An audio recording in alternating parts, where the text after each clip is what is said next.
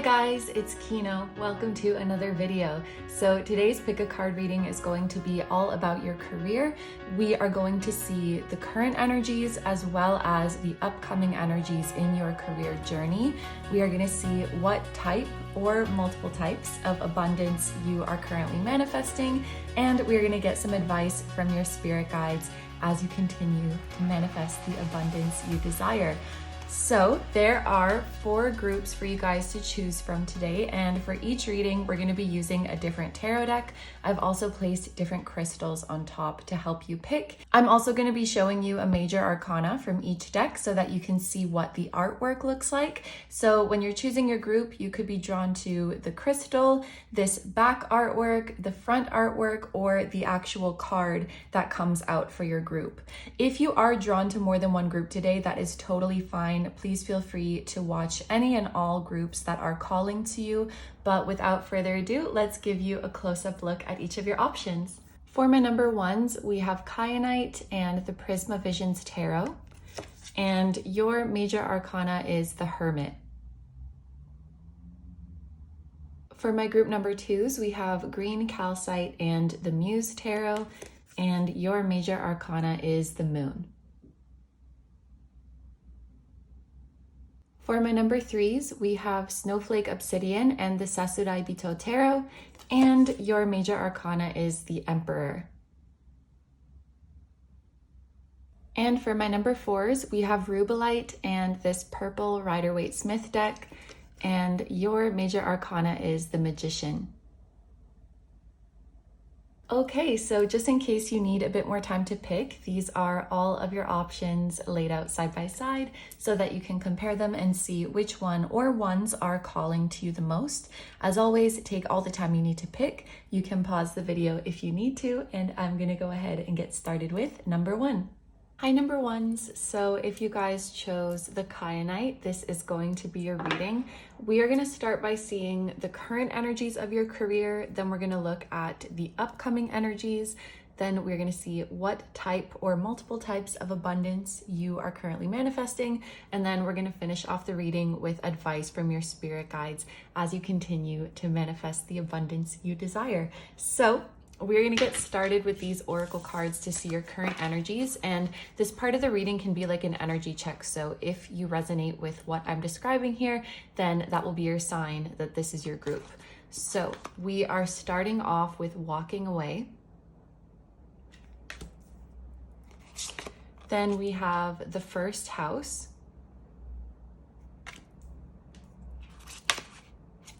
It'll never be perfect, so I'll leave it blank and let the earth slowly consume me. And then we have Saturn with discipline, structure, responsibility, Saturday, Capricorn, restriction, obstacles, trials, hard work, self-discipline, integrity, and patience. So walking away is a pretty specific message to start off with for my group number 1s, and this will probably be the thing that really tells you if this is your group or not. If you are thinking about walking away from something in your career, or perhaps you have just walked away recently. And what I would also say for this group is that you are likely not in the job that you want to be in, or you're not at the point in your career journey that you would have liked to have been in by now. With Saturn here, there is a feeling of a reality check because Saturn tends to do that. And Saturn also rules over time. So the feeling that I'm kind of getting when I sit with this energy is like, there may be some milestone that recently happened or that is happening with regards to time that is kind of giving you a wake-up call about your career journey and where you're at. So for example, this could be a certain age that you turned, like you turned 30, you turned 40 or something like that. And you're kind of taking stock of your career or how far you've made it or where you're at and thinking like, oh, I really hoped that I would be here instead by this age. Or it could be a certain length of time that you've been doing a certain job that's kind of hitting you like a ton of bricks. Another example that's coming to my mind is like, let's say job A was your dream job, but you took job B.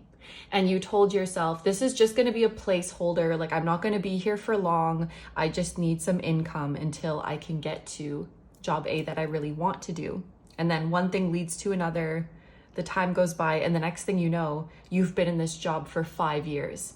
And so it's like when you hit that 5-year anniversary, that milestone of time, it's like, holy crap, have I actually been doing this for that long? Or, you know, am I already this age? Has that much time already passed? There's something about time hitting you like a truck when you realize like where you're at and where you wanted to be. And we have the first house as well. Like, this is about you. This is about your identity. Like it says, the way you project yourself, the way you show up in the world. I think that for this group, you probably have a clear idea of the type of career you want and where you want to go. But when it comes to the discipline required to make it happen, or the actions required to make it happen, you may be noticing that you haven't really done a whole lot to make your dreams happen. And I think this card is explaining why. It'll never be perfect, so I'll leave it blank and let the earth slowly consume me. I feel like it's about time. There's a feeling of, I'll do it when I have time. I don't have enough time to work on it right now, or I just need a bit more time to get my stuff settled or to get my stuff figured out. It's something that keeps getting pushed back, even though you really want to do it.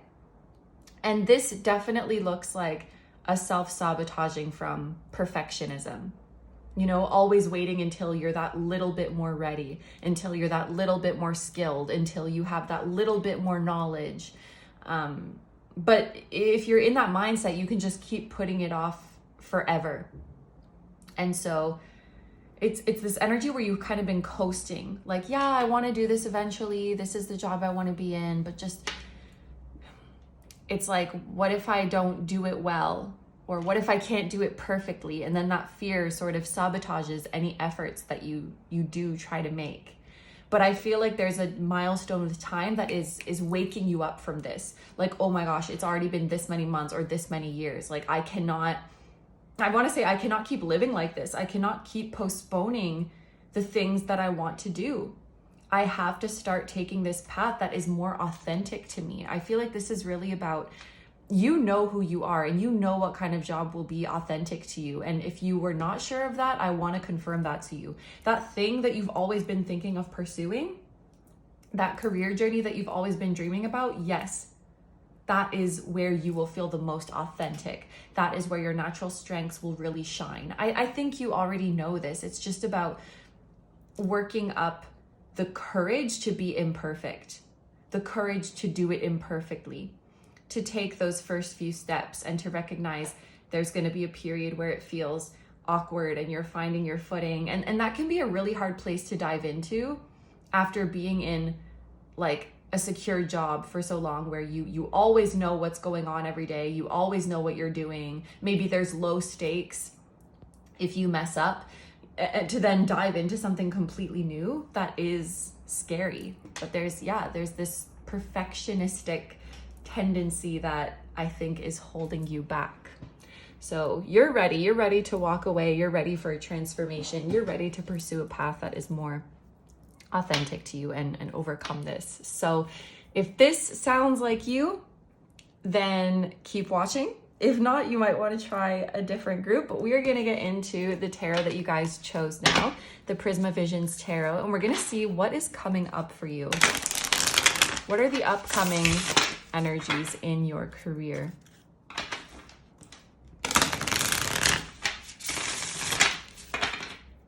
I'm not sure if I want to take reversals today, so please bear with me. Let's see what happens.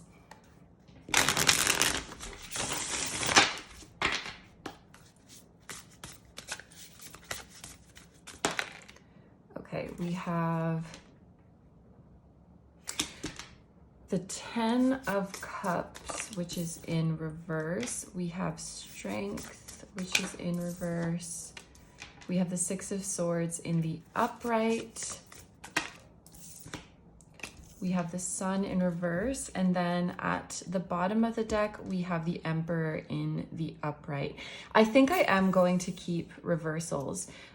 This is something I've kind of been feeling called to do for the last couple readings, or maybe it was just one reading I did it, I don't know, where the reversals represent something that's going on internally and the upright cards represent something that is going on externally. Very interesting that we have, oh my gosh, that is so cool. Okay, because these are totally like the same energies, the Six of Swords and walking away, because the Six of Swords is about moving on. And literally in this deck, it is depicted with two butterflies, which is unique to this exact deck. Like two butterflies crossing over a bridge, two butterflies flying over the gate. Like there's something about you are ready for a transition, you're ready for a transformation. It's interesting that there's two butterflies. I wonder if some of you might have a friend or someone close to you that you're kind of going through this with, so you feel less alone and you feel stronger. This could even be, this is pretty specific, so I don't think it's going to be for everyone, but I just imagined you having a work bestie like at your workplace, and you're always talking about like, we're going to get out of here because we both have our own bigger dreams, and then maybe you leave together. Or you don't necessarily have to work together, but maybe you have a friend who's going through the same thing in their career journey. And so you keep each other accountable. You know, we're not gonna make excuses anymore. We're not gonna sabotage ourselves anymore. We're gonna go for it. And you're kind of like buddies in this journey to give each other strength. I also wonder if it could be that you making this move inspires someone else in your life to do the same because they're inspired by your bravery, or vice versa. Like someone close to you could be walking away from something in their career, and then you're like, okay, well, if they can do it, I can do it too. There's just a feeling of we're stronger together, and you're definitely not doing this alone. Like you're doing it with someone, or you're inspiring someone to do the same thing. It could even be the collective. Like if you have a big social circle or a big collective that you are impacting, you could inspire many people to make similar moves. But yeah, this message of walking away and moving on is definitely being confirmed. I can't help but feel like this is a date, maybe because it's a date that's coming up at the time that I'm filming this, like 6/27 feels like June 27th to me. So if you're watching this in June when this goes up, that could be an important date. Or maybe you are making a decision by the end of the month, whatever month you're watching this in. And this is external because it's in the upright. So this is like an action that is going to be taken. And what I really like about the Six of Swords is that it does indicate that you're moving on to something better. You're moving on to something more peaceful. 11/11 as I'm saying that. So definitely. And your mental health will improve after this transition. And it's kind of funny because I see you, it's like you're stepping out of a fog. You're stepping out of the clouds. You're stepping out of confusion. It's almost like if this is the threshold when you're walking away and there's no going back. You're confused, you're like, I don't know if this is the right thing to do. But then the second you do it, suddenly you're 100% clear that this was the right thing to do because you feel immediate relief. So in the example that you're quitting a job, maybe like you're losing sleep and you're really nervous about it until the last second before you inform your boss, you're like still debating and still doubtful if this is the right thing to do. But then the second you put in your notice, you feel so happy and you feel so relieved that there's no longer any doubt in your mind. And you're like, thank God I didn't let that confusion and that nervousness stop me. Because now that I'm on the other side, I can see so clearly that this was the right thing to do. I do want to say that most of you will be in quite a different career path, on quite a different journey within a year from now, 6 months to a year from now. And we have actually, this Emperor card goes very well with the first house. because they're both Aries energy. There could be a transit that is happening in your first house if you are familiar with your birth chart. So a planet basically entering into the same sign as your rising sign that is helping you make this decision, or that is sort of ushering you into a new era. Also, if you have any Aries placements, those placements could be really shining in this new era of your life. But this Emperor, with the Emperor being the bottom of the deck, this is sort of the is overarching the word? Whatever. The overall energy of this reading is that you are becoming the main character. You are taking charge of your life. You are boldly taking action to improve your life. There is energy of stability and security in this card, which I really love to see, because obviously leaping into a new journey can feel risky. It can feel unsettling. So to know that you're securing stability for yourself is really nice to see. It also makes me think of independence. So whatever new path you're taking, you have more, I want to say you have more freedom. Yeah, you have more freedom, you have more independence. Okay, I just heard the word brain rot. So some of you guys were in a job or are currently in a job that does not intellectually challenge you at all. Oh my gosh. I just heard a bird chirping outside very clearly, so it must be close by. And I don't think that's ever happened before. Anyway, yeah, so I think a lot of you could be in a job, or you were in a job that like you could literally do it in your sleep. You could do it with your hands behind your back, and it's easy, but I feel like it was getting boring, and I feel like you're looking for a new challenge and you're looking for a new adventure. So you're doing something that actually works your brain and nourishes your brain. And I'm hearing that there's no limits to what you could learn. This new job or this new position that you're entering into, you could be in it for 10 years and you're still learning new stuff every day. It could be that you're in an industry that is always changing. There's always new discoveries being made, or there's always new ideas and new people coming in and out.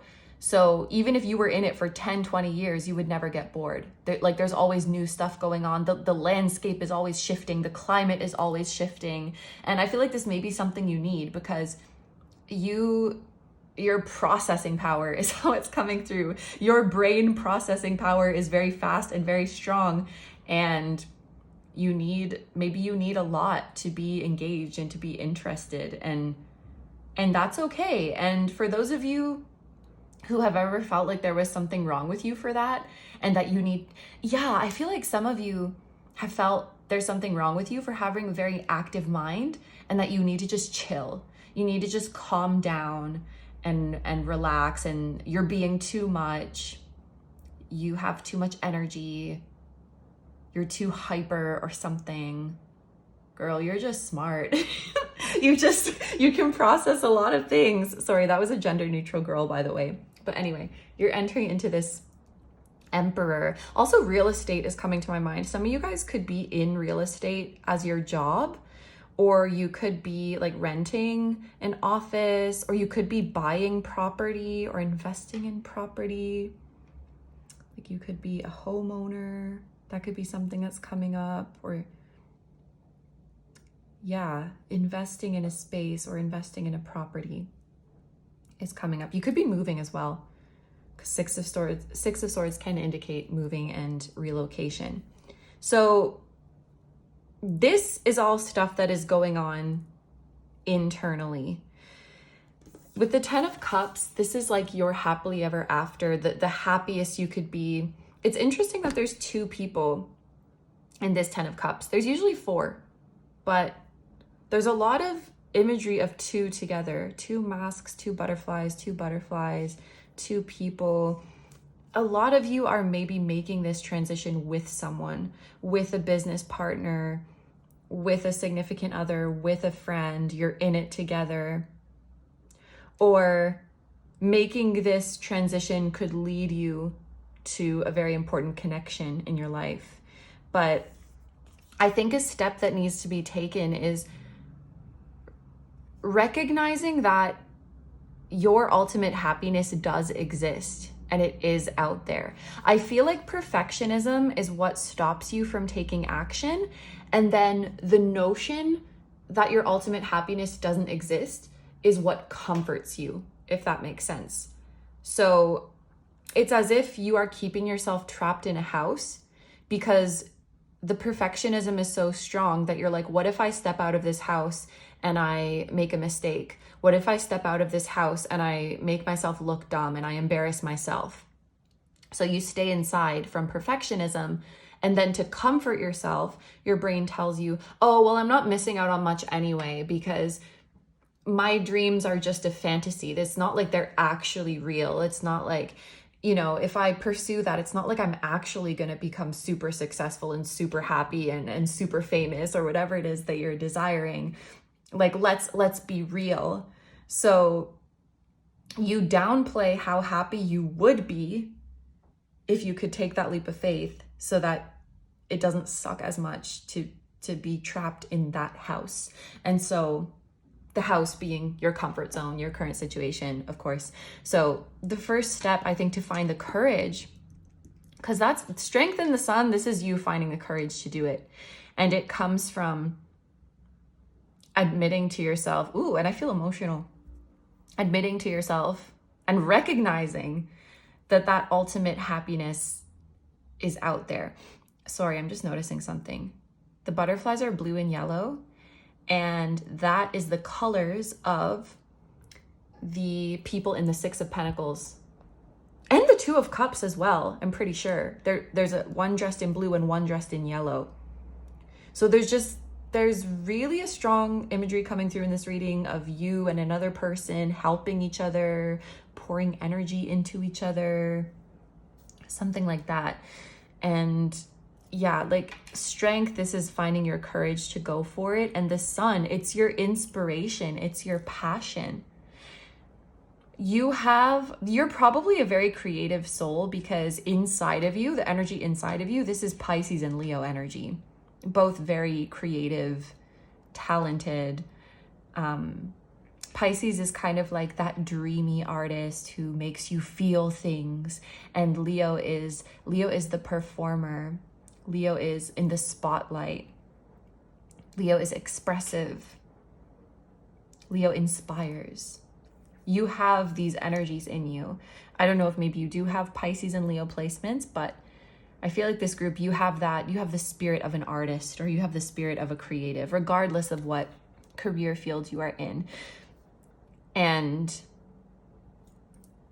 with these being major arcana too, I really do feel like you were meant to shine. You were meant to excel in whatever field it is that you are stepping into. I like that we have the sun because it really is about having fun, being carefree. It has a childlike energy. So for someone who's struggling with perfectionism, being in this childlike energy where you're not taking yourself too seriously could be very helpful. Just asking yourself, what am I taking so seriously? Like, remind me again why this is so serious. What is so serious that it's more important than my happiness? What am I taking so seriously that you're basically saying taking this seriously is more important than me stepping out of this house and being happy? And that doesn't make sense because there's not a whole heck of a lot that is more important than that. There's a lot of things we like to pretend are more important, but they're not. So spending time reconnecting with your passion and things that inspire you, I think is really important. Maybe revisiting things from your childhood. And I kind of wondered if Saturday was relevant when that came out. It's like someone who is going to their job Monday to Friday, and then on the weekends, they're focused on their passion. So whatever days you have off, it's like using your off time to visit or revisit things that you know will make you passionate, things that you know will inspire you. Like for me, when I'm listening to certain music, I'm just like, damn, music is so good. And it fires me up and it makes me want to create things. So whatever that is for you, whatever makes you like, damn, I love this so much. And that makes you want to create and that makes you want to express yourself. It's like intentionally soaking up that energy, intentionally visiting those things. And I think spending time with past versions of you will be important as well. Past you has a lot of wisdom for you. The sun is making me think, and strength as well, because Leo does have a childlike energy. It's making me think of the inner child. It's just about cultivating that passion and making it so that it's literally overflowing from you and it's so big that you can't ignore it anymore. Reawakening that dreamer in you. The dreamer has been... No, the dreamer's there. The dreamer's not sleeping.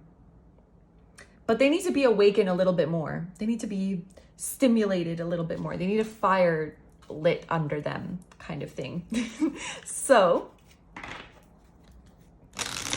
let's get some advice for you with this last deck. Oh no, I lied, because actually I want to I want to just roll some dice and see what type of abundance is coming your way in this new era. We have, so this is the South Node. We have Taurus, and we have the number 7, which is the 7th house. Okay, so with Taurus here, yes, you definitely have material abundance coming your way because Taurus is related to the 2nd house of finances, resources. Taurus is related to the material world, the tangible things. And it's also ruled by Venus, which is a planet of money. That's one of the things it's associated with. So 7th house is also Venusian as well. So there is definitely material abundance in your future. Yes, you are pursuing this because of passion, but it is going to lead to money as well. That much is for sure. With the number 7, again, there's a message about an important connection or an important partnership. So you are also manifesting an abundance of love or abundance of connections or abundance within one particular connection. And then with the South Node, you could be generating abundance from previous efforts. So something that you had previously studied or something you had previously created, an idea that you had previously worked on that you never really did anything with it. If you go back and revisit those things, maybe revamp them a bit or maybe just put them out as they are, that could generate abundance for you as well. Something you have a major in or a skill that you mastered that you never really quite used. It's like you're pulling it back out because that's always yours, you know? Things that you have mastered in the past or things that you have made in the past, that value is always going to exist and no one can ever take that away from you. So don't ever think it's too late or too much time has passed by. You can still pull out your old stuff. And yeah, something about revisiting past versions of you will bring you abundance. It will inspire you. I couldn't believe I'd been in kind of a revisiting past me energy for the past month or so. And I couldn't believe how many songs I was obsessed with as a teenager, but then completely forgot about. I was like, oh my God, I forgot this song existed. I loved this song. I listened to it all the time. Like there could be things that you don't really remember. And your higher self is wanting to revisit them. These could also be significant placements. South Node in Taurus, which is actually what I have. South Node in the 7th house, or Taurus in the 7th house, which would make you a Scorpio rising. Or someone with these placements could be significant. Okay, now let's get you some advice for manifesting abundance.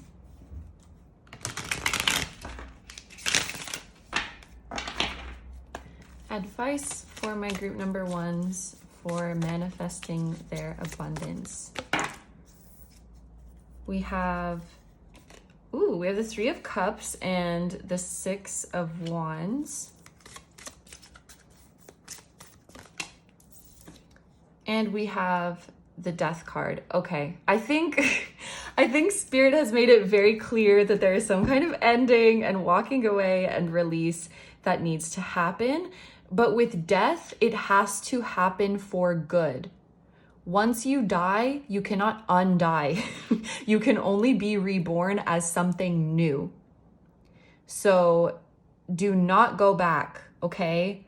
So it's like, this is just an example, obviously, but it's like when you break up with them, delete their number, delete their contacts, like block them, do not keep tabs on them. There's something about whatever it is that you're walking away from to make it so that you cannot go back.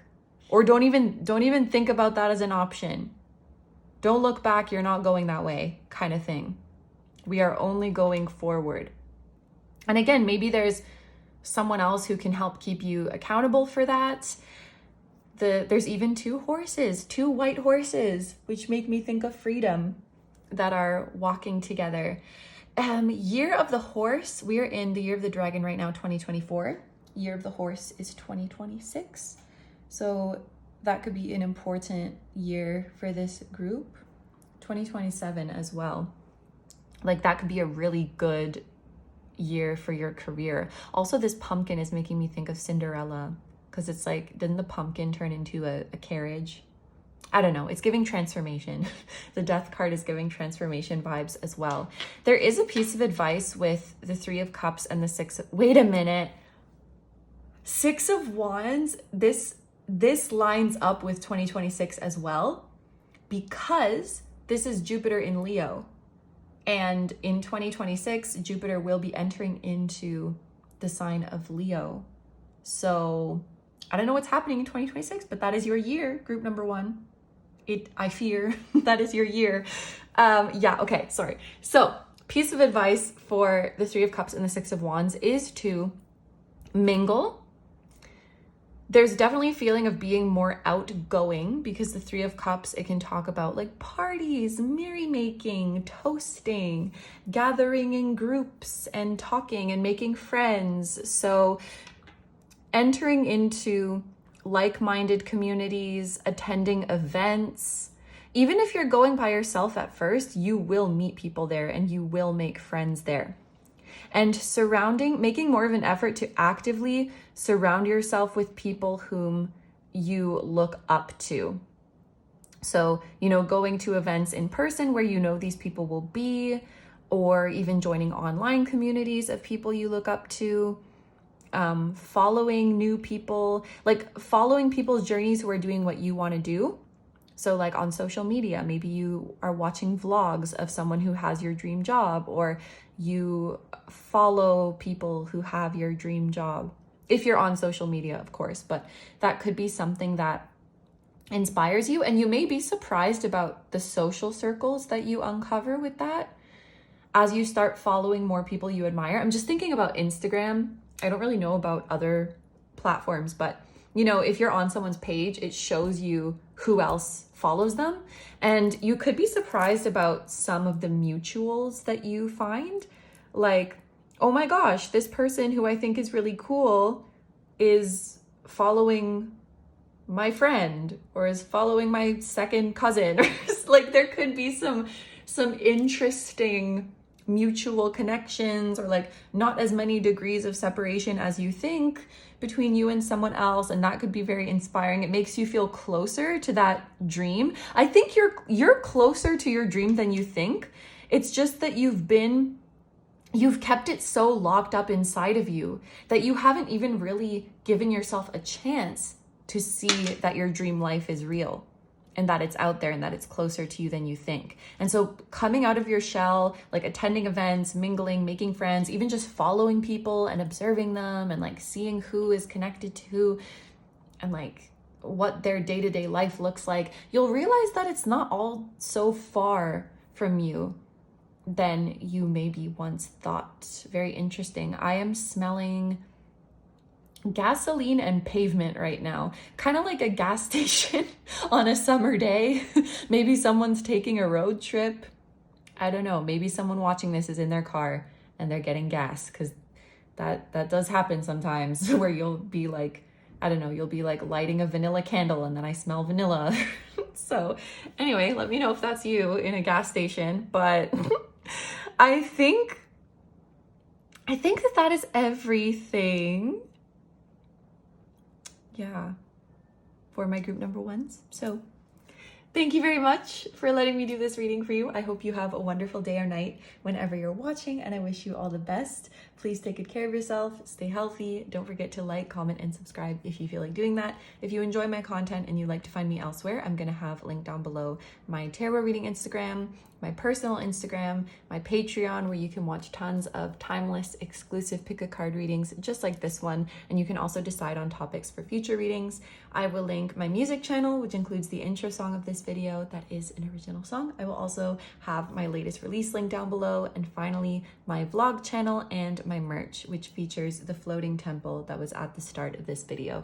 Thank you guys so much for supporting me, my channel, and anything I do. I really appreciate having you here, and I am wishing you guys all the best on your career journeys. I know you're gonna kill it, and I'm sending so much love to you, to your higher self, to anyone who appeared in this reading, to their higher self, and to your spirit guides, your spiritual team, and all of your loved ones, both here on earth and in the other realms. And I will see you guys in the next one.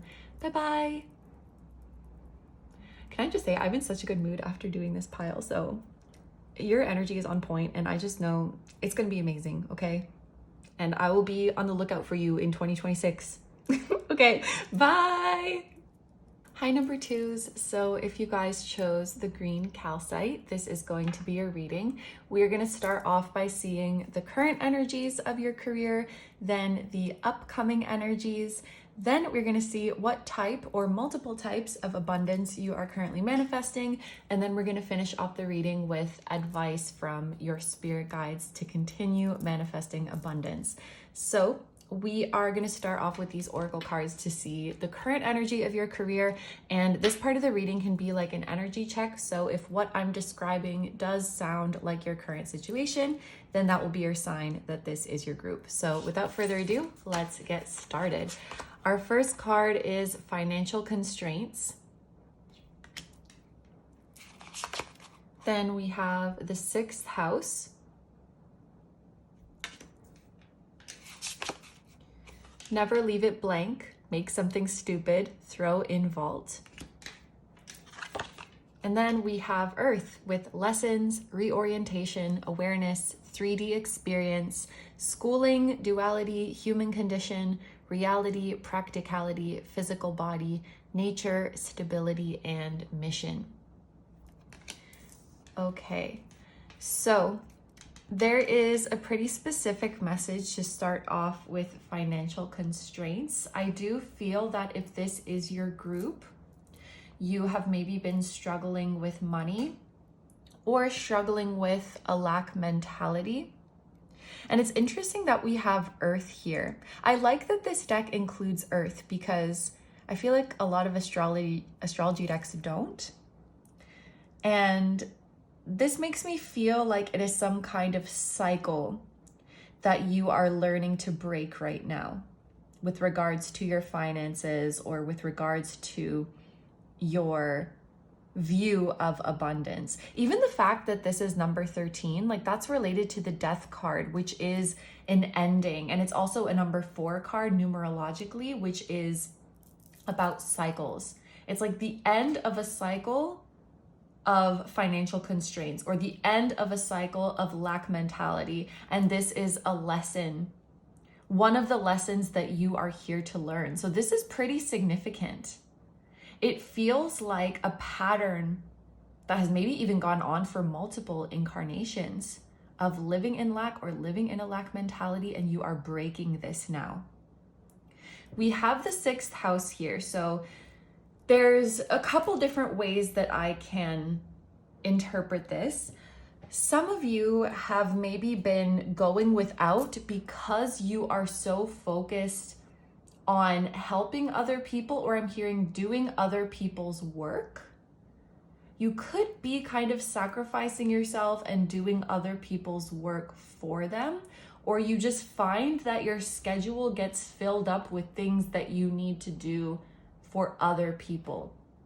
One way that this could manifest is like if you have a dream job or a project that you want to work on and you want to invest time and energy into that, but then all of your time and energy ends up going to, you know, other people's tasks or fulfilling other people's dreams or picking up the slack for someone else.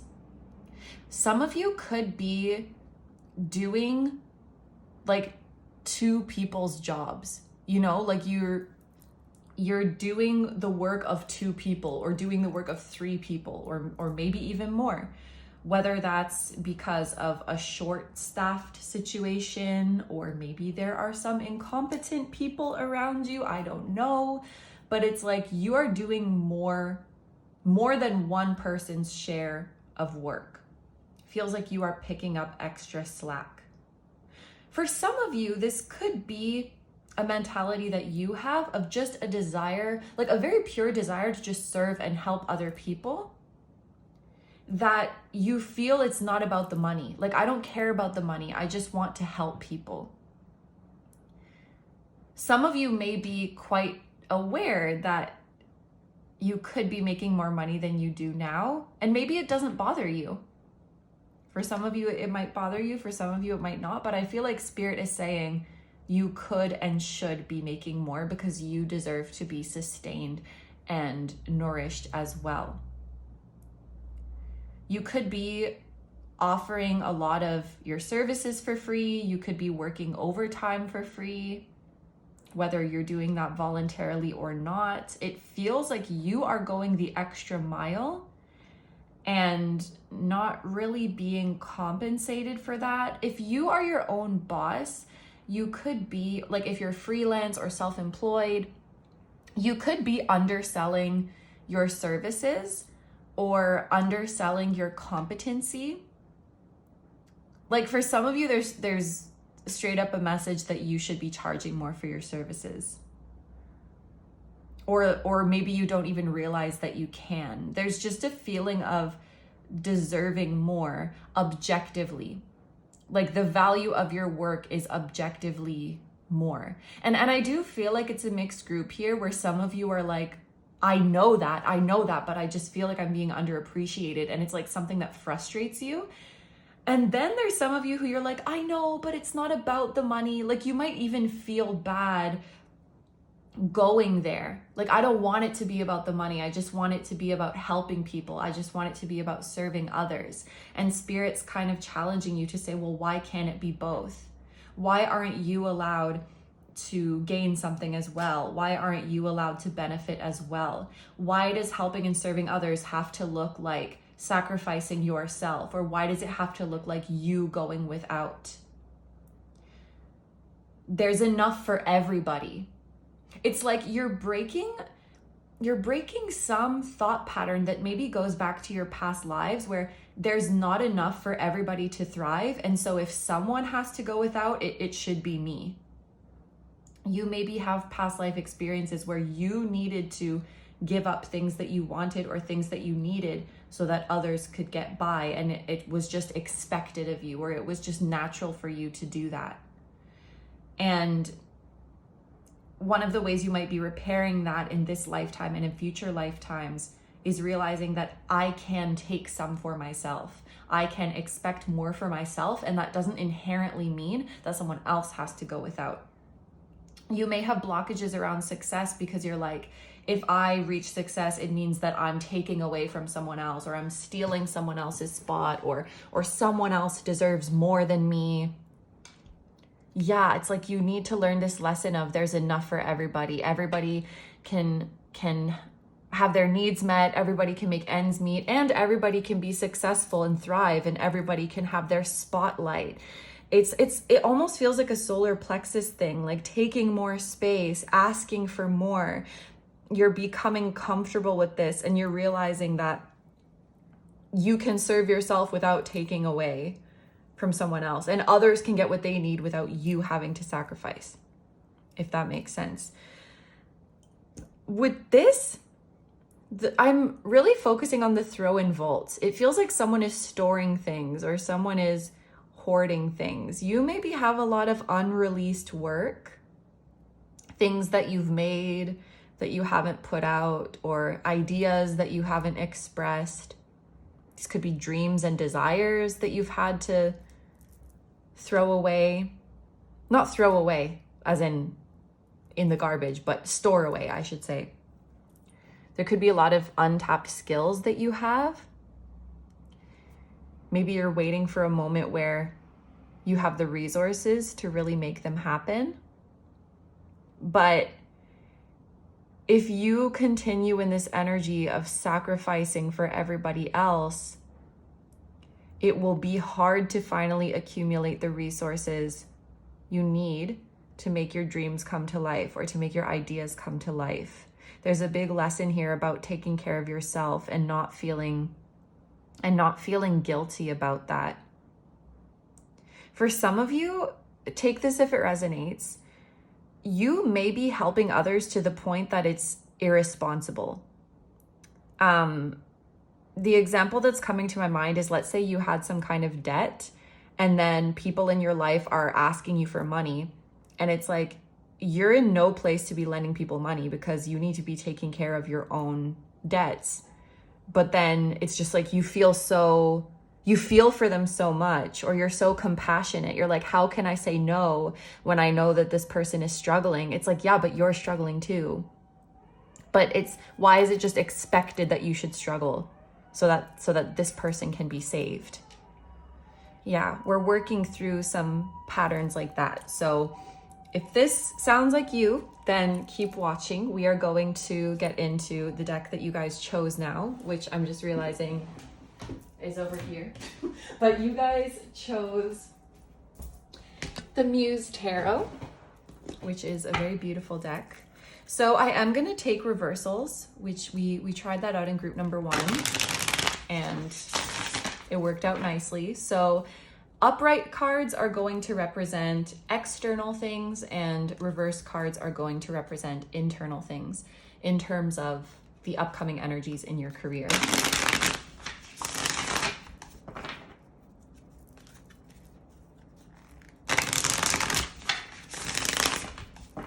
Okay, what are the energies coming up for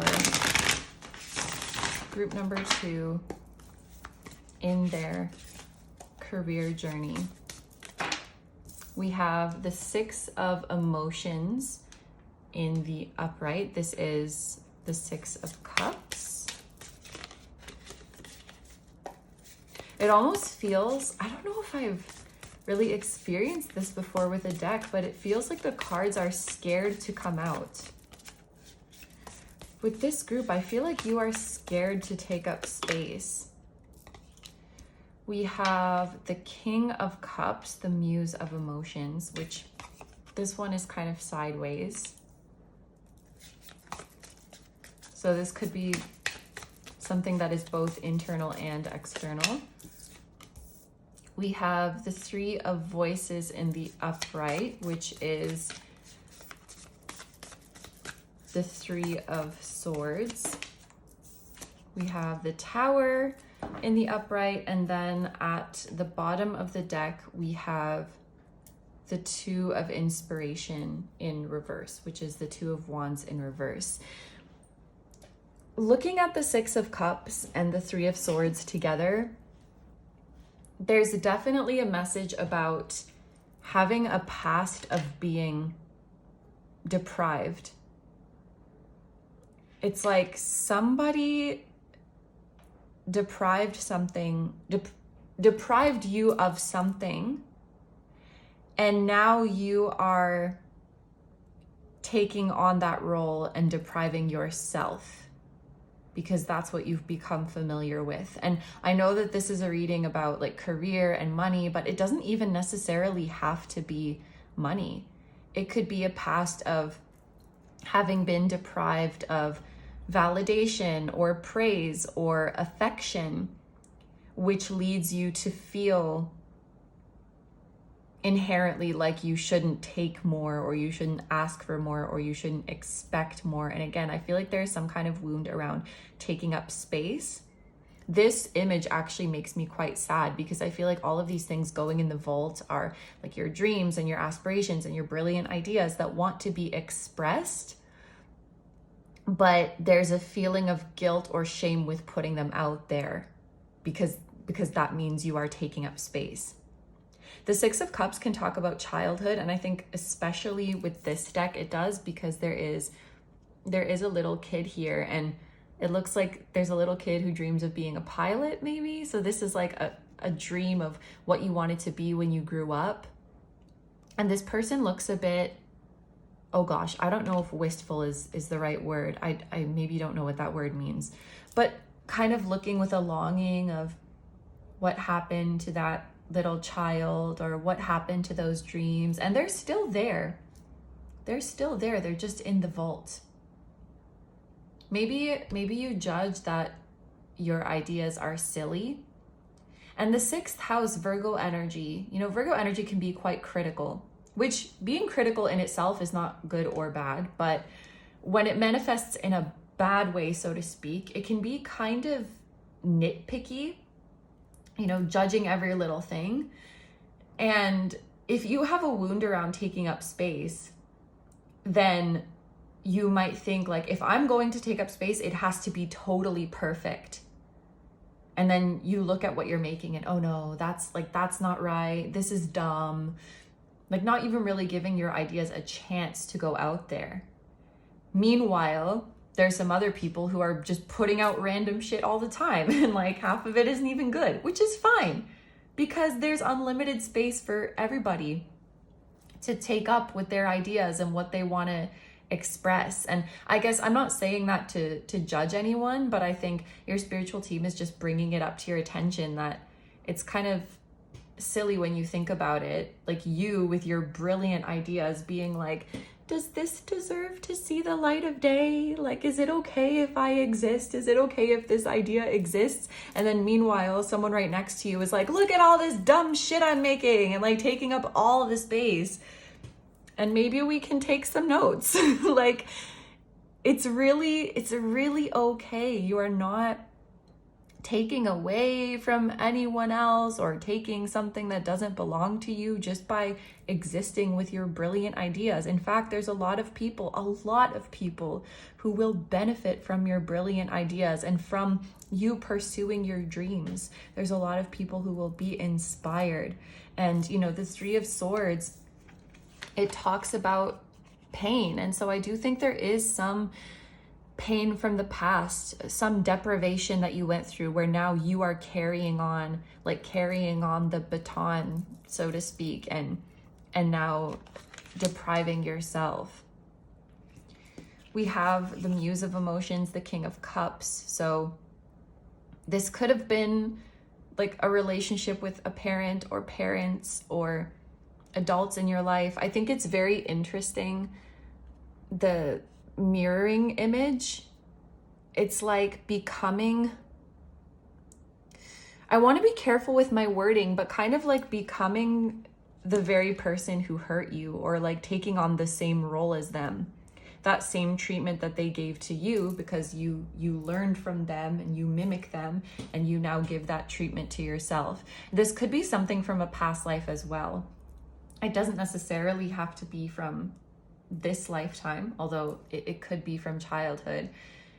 And I think you may also be realizing that just because our body physically gets older, it doesn't mean that that version of us stopped existing. Your inner child is alive and well. Your inner teen is alive and well. And even past life versions of you are still very much alive and well. And there was a message for group number 1 as well about how revisiting your past could help you manifest abundance in the future. So there could be something about revisiting childhood, or even revisiting past lifetimes that will help you to get more clarity about the cycle that is being broken here. But I actually really love that the Tower is here, which is probably not something I say very often, but the Tower, it's destruction, it's something falling apart.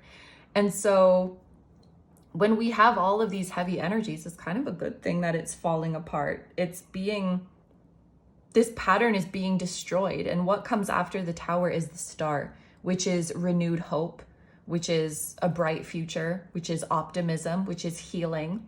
So yeah, this needs to be destroyed so that you can move forward, so that you can recover from lack or lack mentality, so that your brilliant ideas can start seeing the light of day, and you can start stepping into an energy where, yes, you are still serving others and you're still helping others and you're still generously giving of yourself, but not in a way that is mutually exclusive to your own needs and your own desires. Not in a way that causes you to neglect yourself or betray yourself. At the bottom of the deck, we have the Two of Inspiration, or the Two of Wands in reverse. And the feeling that I got when I saw this card, and I don't even necessarily know what this is about, but maybe you will know what it's about. It's like an energy that can't decide what direction it wants to go in. So no progress is ever made. I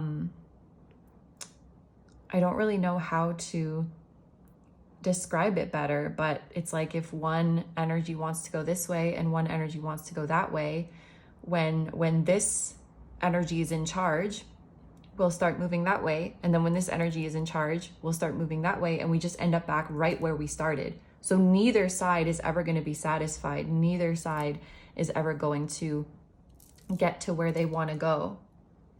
And so this could be two aspects of yourself where you flip-flop about a path, you flip-flop about a decision that you want to make, like between path A and path B. But then it's like that expression, there's a proverb that is like, if you're trying to catch two rabbits, you won't catch either of them. Like if you want to catch a rabbit, you have to pick one and focus on chasing that one. Because if you're trying to chase two, then you're going to be running around all over the place and you're not going to catch them, if that makes sense. So this could be two aspects of you. It could be you and someone else, where because you want different things, neither of you ends up getting what you want. There's no way to compromise. There's two energies that cannot compromise. It's like either one or the other is in the driver's seat. And because, yeah, it's like if two people were trying to drive a car, but they both want to go to different places. And then when person A is in the car, they keep driving this way. And then when person B gets in the driver's seat, they start driving this way, and nobody gets to their destination because you just keep going back and forth like this and nothing happens.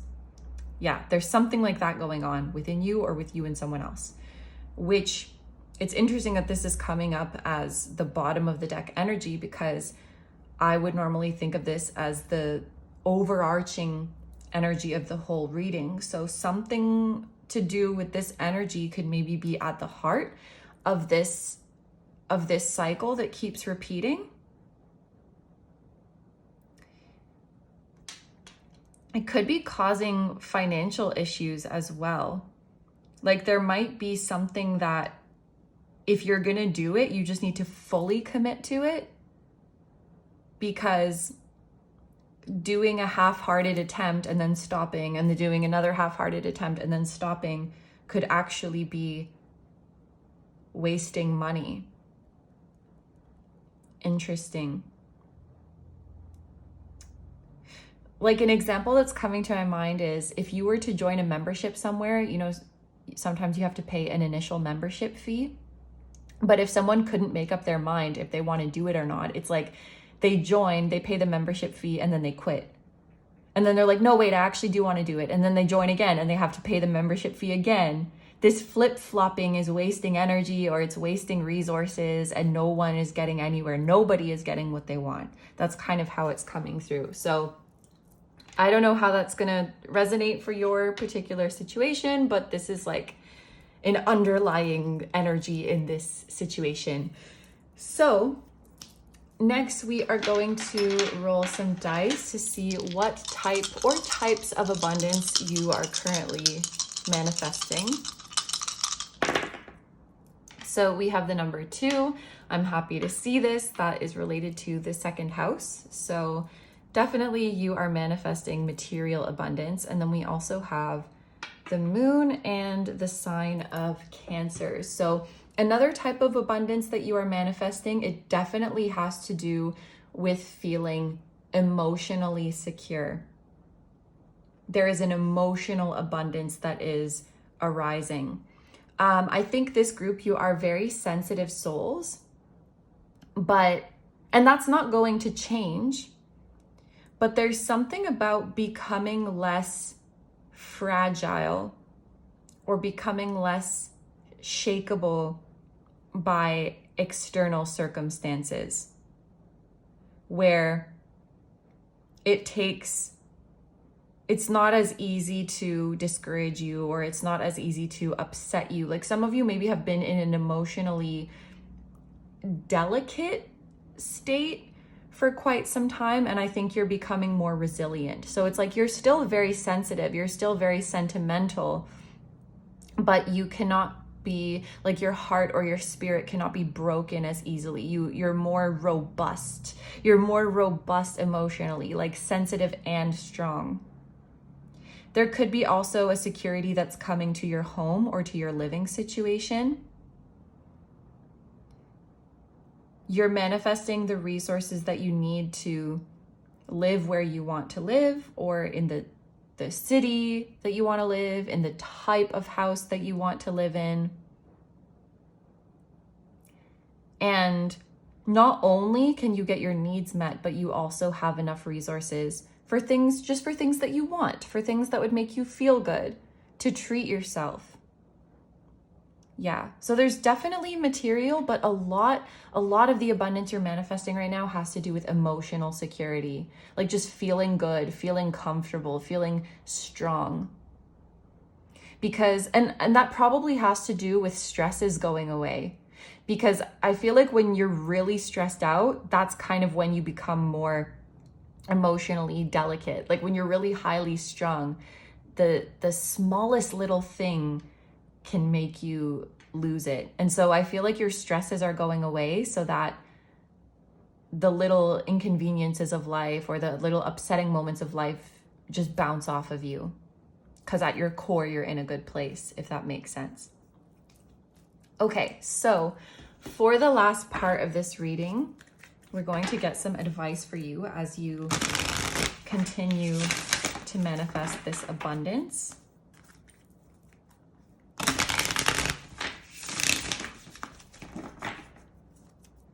We're going to ask your spiritual team what advice they have for you. Oh, I also want to mention these could be astrological placements that are significant. So you or someone significant could have moon in Cancer or moon in the second house, or could be a Gemini rising, which would put Cancer in the second house.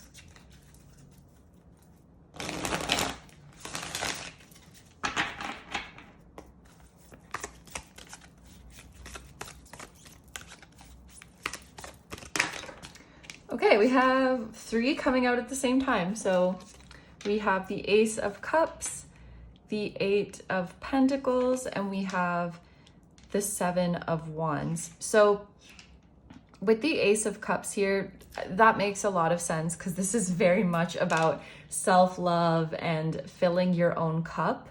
So I think self-love journey is like the most important thing for this group right now, and understanding that you deserve to have an overflowing cup, and you inherently deserve to have inner peace.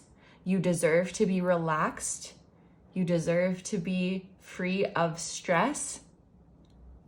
That was a really big thing for me, like working through my anxiety, which is much better now, but it was very bad for most of my life.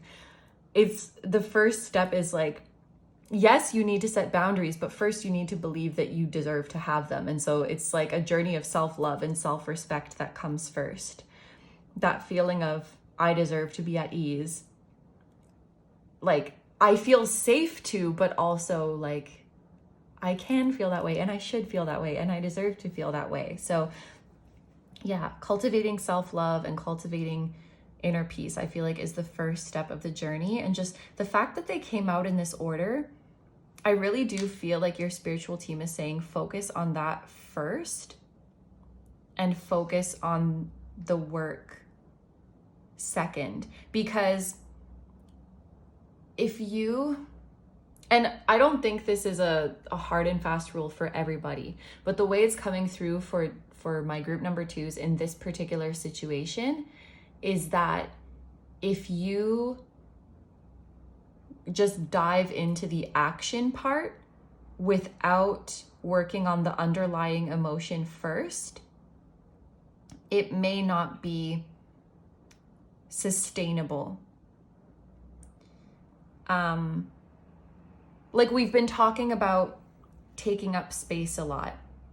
And so let's say you're trying to heal that wound surrounding taking up space. It's like work on the feeling first, of feeling worthy of doing that, and then start taking actions to reinforce that, like going out in the world and taking up space. Because if you dive right into the action part, like if you start going out there and taking up more space before you have worked on feeling worthy, it could actually worsen the problem.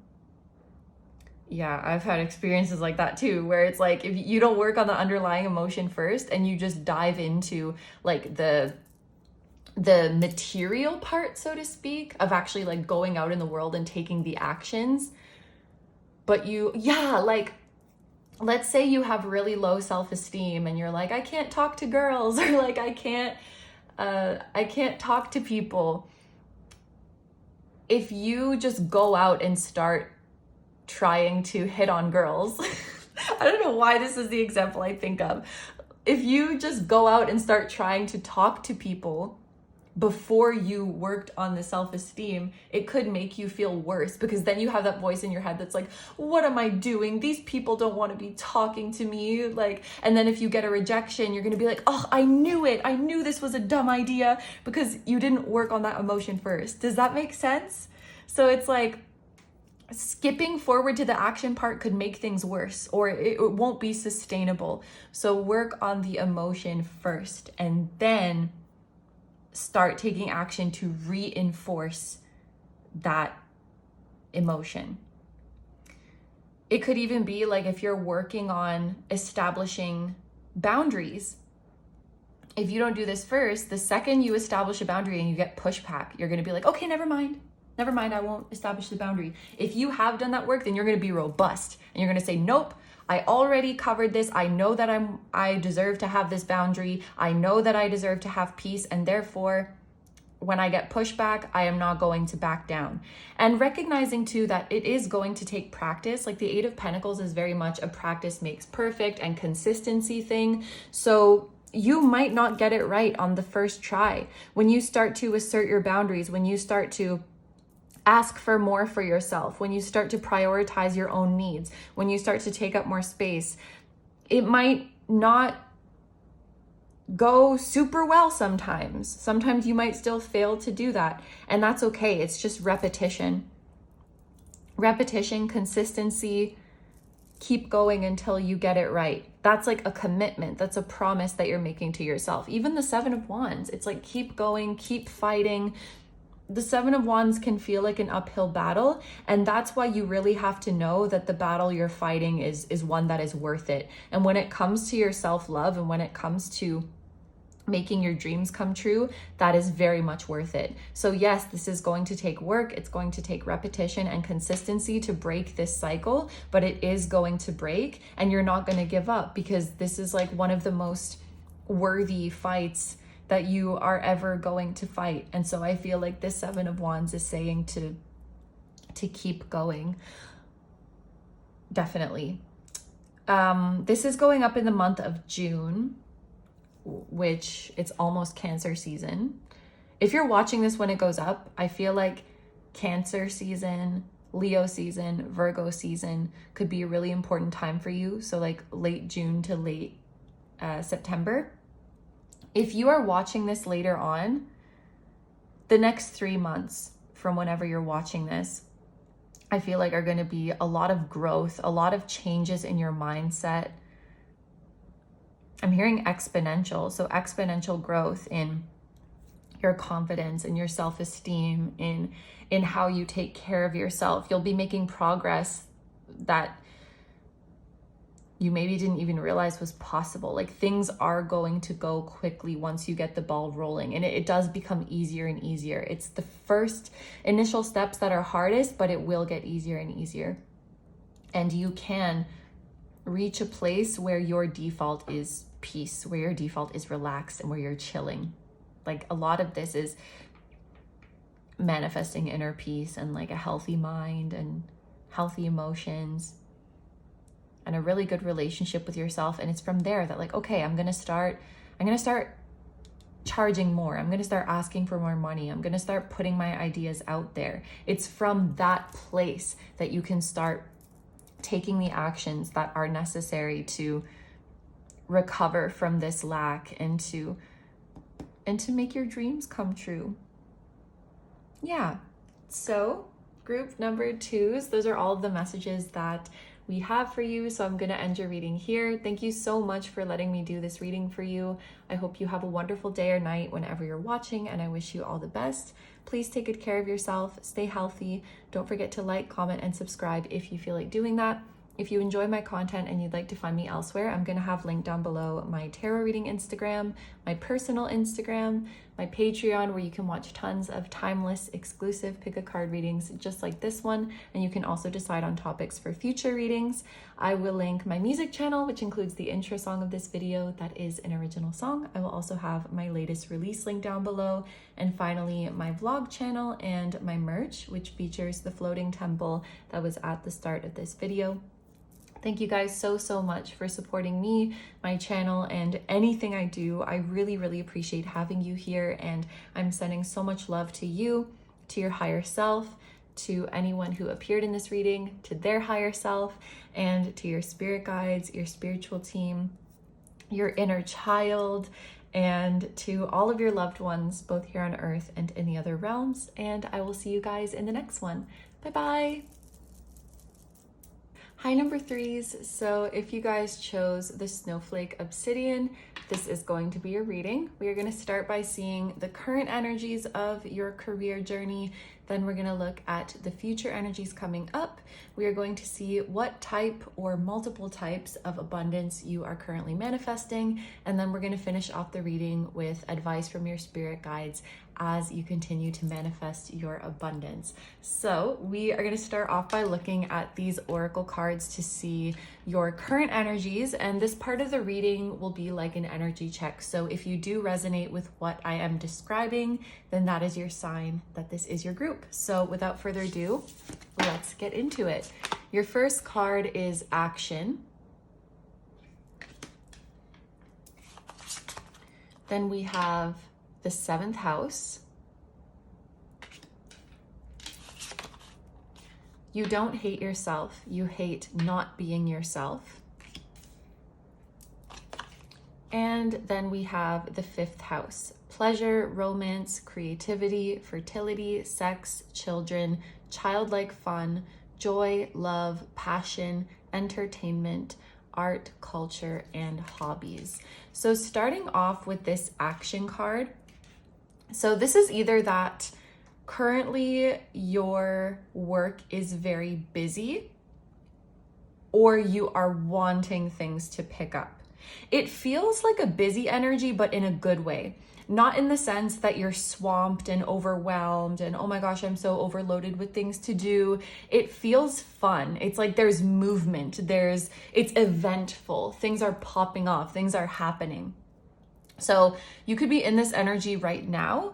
If you are not, I do feel like this is going to happen very soon. And I feel like you're welcoming it. Group number 3, your energy feels like I am ready to make stuff happen. I am ready to go for it. So you may be feeling quite enthusiastic about your work right now, very motivated towards your career journey. Like you're ready to make moves, you're ready for movement. And I like this duality of the white horse and the black horse, because there's this feeling of you could be holding some conflicting emotions or some conflicting ideas, but you're going to go for it anyway.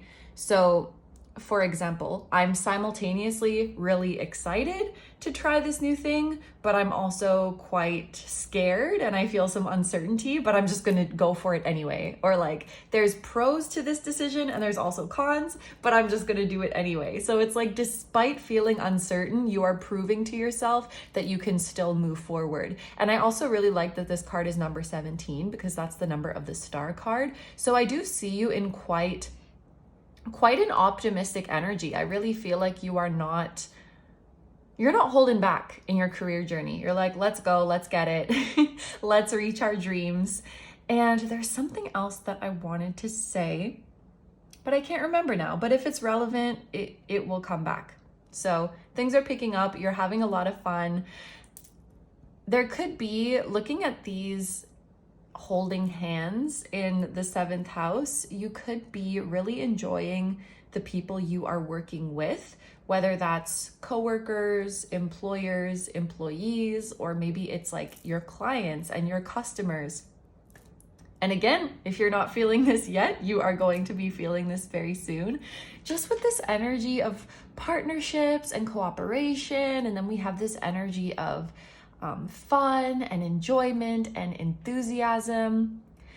There could be a really exciting collaboration that you are working on, or you are becoming more enthusiastic about reaching out to people for collaboration, or you are enjoying teamwork more than before, where maybe you didn't so much before. There's a feeling of you coming out of your shell and being genuinely happy to see people at work and genuinely happy to connect to people. With the 7th house card, this does talk about relationships of all kinds. So this could just be a way that you are feeling towards people in general right now, although there could be a specific person at work or in your field who you are particularly enjoying their presence or their company. For those of you who are single, there could be a love interest at your work, or your love interest could be in the same sort of field as you. They could be a source of inspiration for you.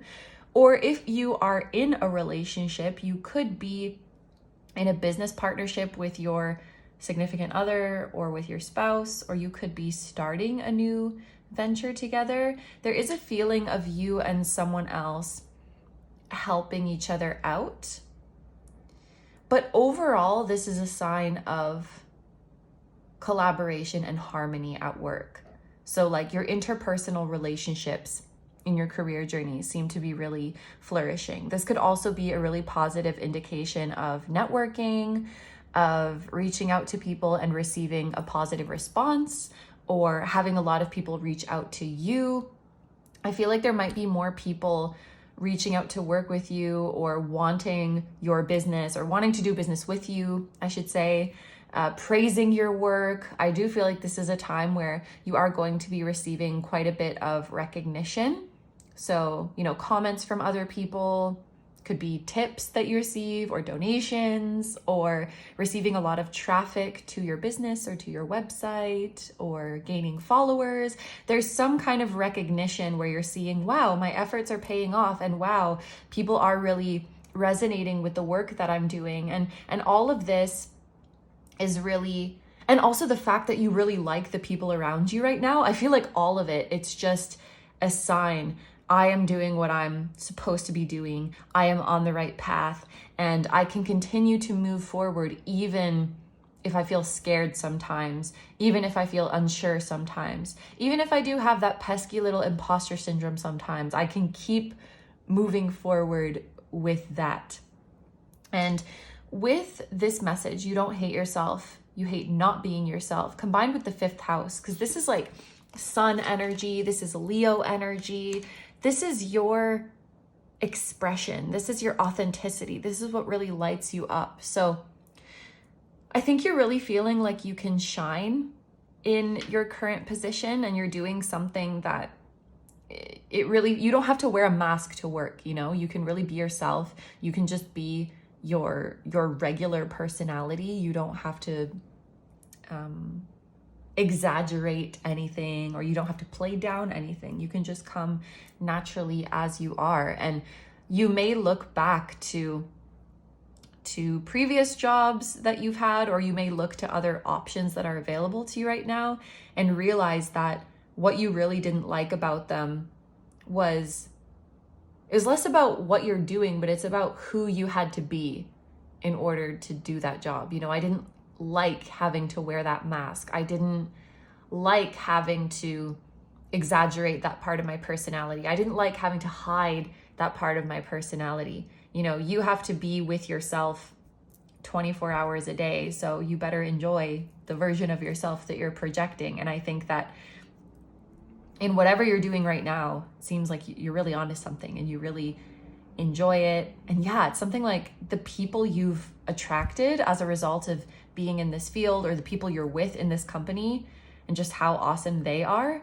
It's like, how could you not think that you're on the right path? So yeah, if this is your group, I think that you're feeling really good about what you're doing, as you should, and that's freaking awesome. And I just think that your work is feeling quite fun for you right now, and you're feeling enthusiastic about it and excited to see what's to come. And I think a lot of you are doing something you're very passionate about for your work. You could, I don't think this is everybody, but you could be in the entertainment industry, you could be in the arts, or something that you're analyzing culture or commenting on culture or influencing the culture, something like that. It doesn't have to be, but that could be confirmation for some of you. There could be something about sweets as well, because there's a lollipop here. I don't know, like confectionery or something food related.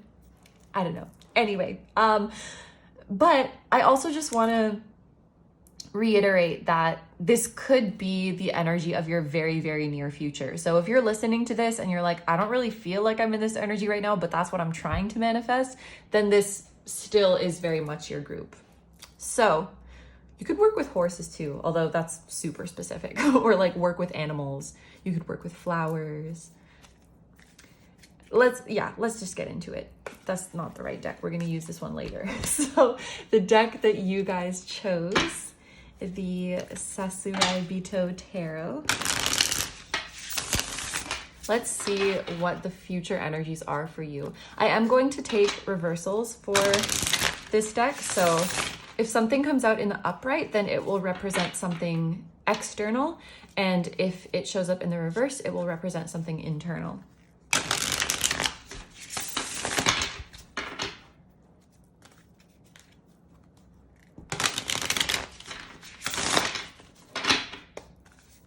Group number 3, what are the upcoming energies for group number 3's career? We have the 7 of Wands in reverse.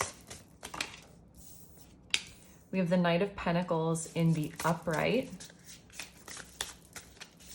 Some of you, just looking at this person sweating and the axe and action, some of you could be doing something for work that requires some kind of physical exertion or physical activity, or just that takes up a lot of energy. It could even be mental energy, where at the end of the day, you're like, whew, I'm exhausted. Like, I use my brain all day. And then you go home and it feels so good to rest and sleep after a long day. I feel like you're just really exerting energy, but again, it's in a way that feels good. You're working your butt off, but it feels really good to be doing that. I wonder even this, you don't hate yourself, you hate not being yourself. Some of you might be realizing, I don't actually hate working hard. It was just the type of job I was doing. Or like some of you maybe had told stories about yourself of, oh yeah, I don't really have that much energy. I can't work for long periods of time. I can't focus for long periods of time. I hate having to wake up early. And it's like, no, you don't hate waking up early. You just hated what you were waking up early for. But if you like what you're doing, then you're gonna wake up all bright-eyed and bushy-tailed. It's like challenging some narratives about yourself, especially to do with your capacity to work hard.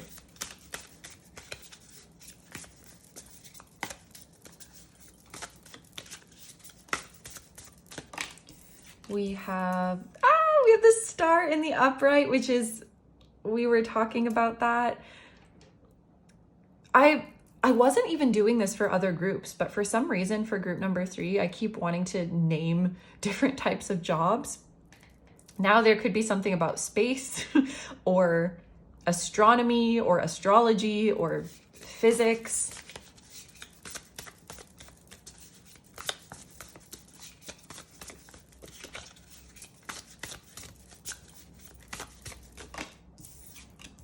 We have the 10 of Pentacles in the upright position, and then at the bottom of the deck, we have the Hermit in the upright position. And it's so funny, like for this reading, I felt called to interpret upright cards as things that are happening externally.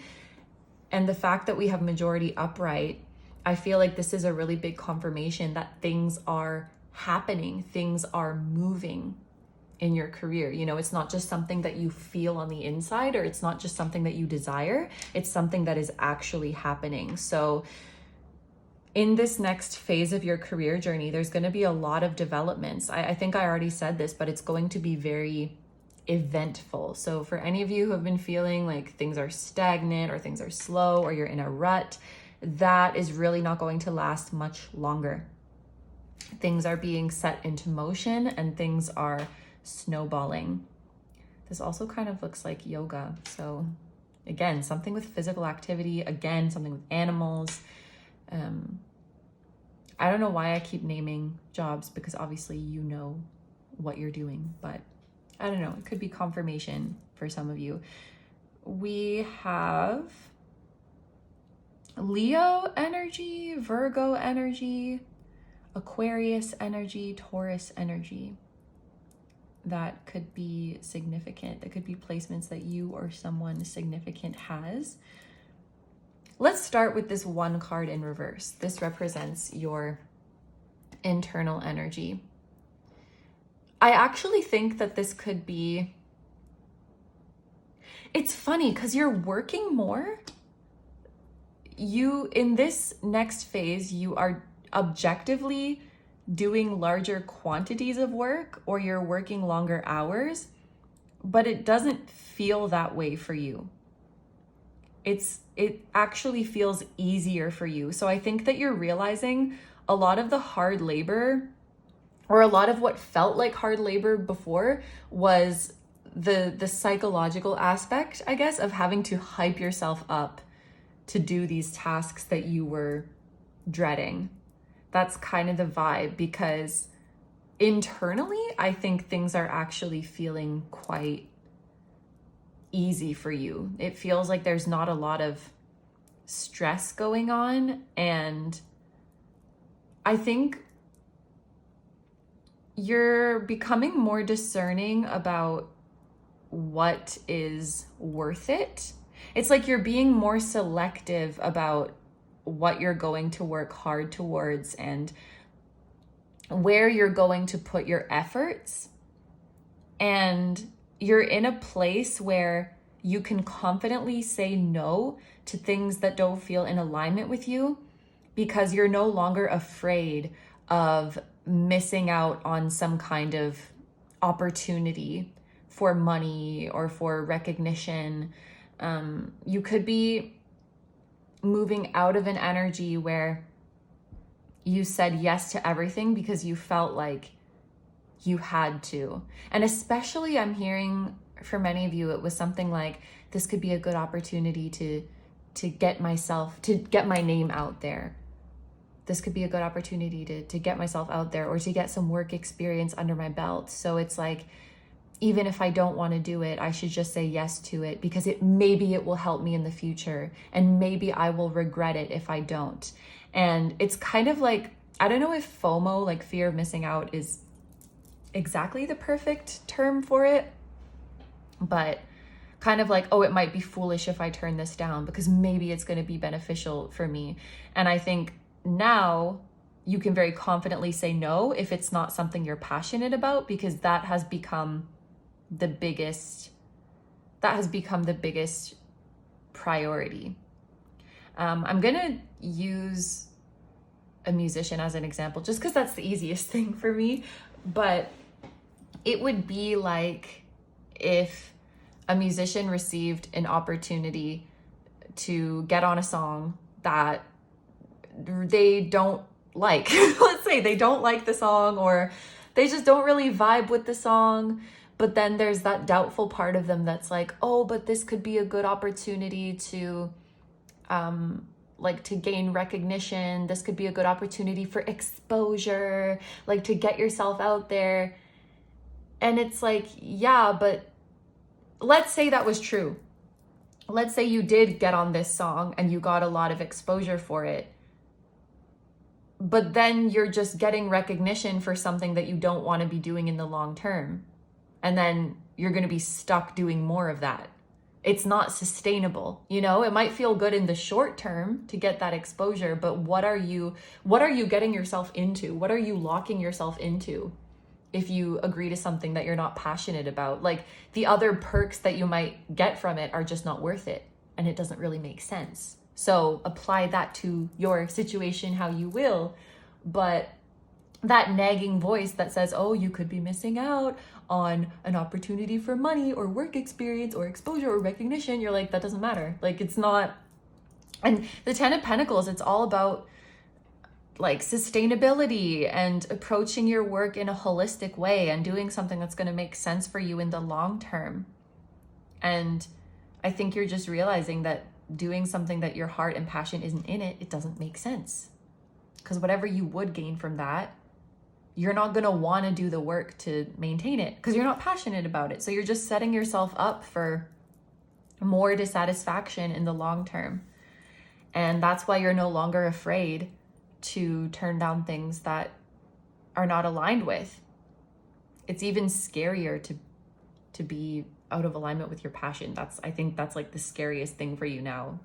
Losing money is not scary, or losing an opportunity is not scary.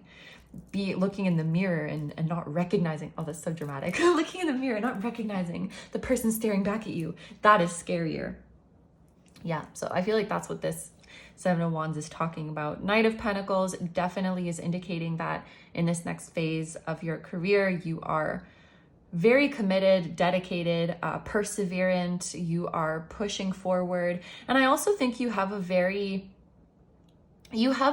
realistic expectation of the results that your work will bring. So you're not being overly pessimistic of like, oh, there's no point in making effort because it's not going to amount to anything.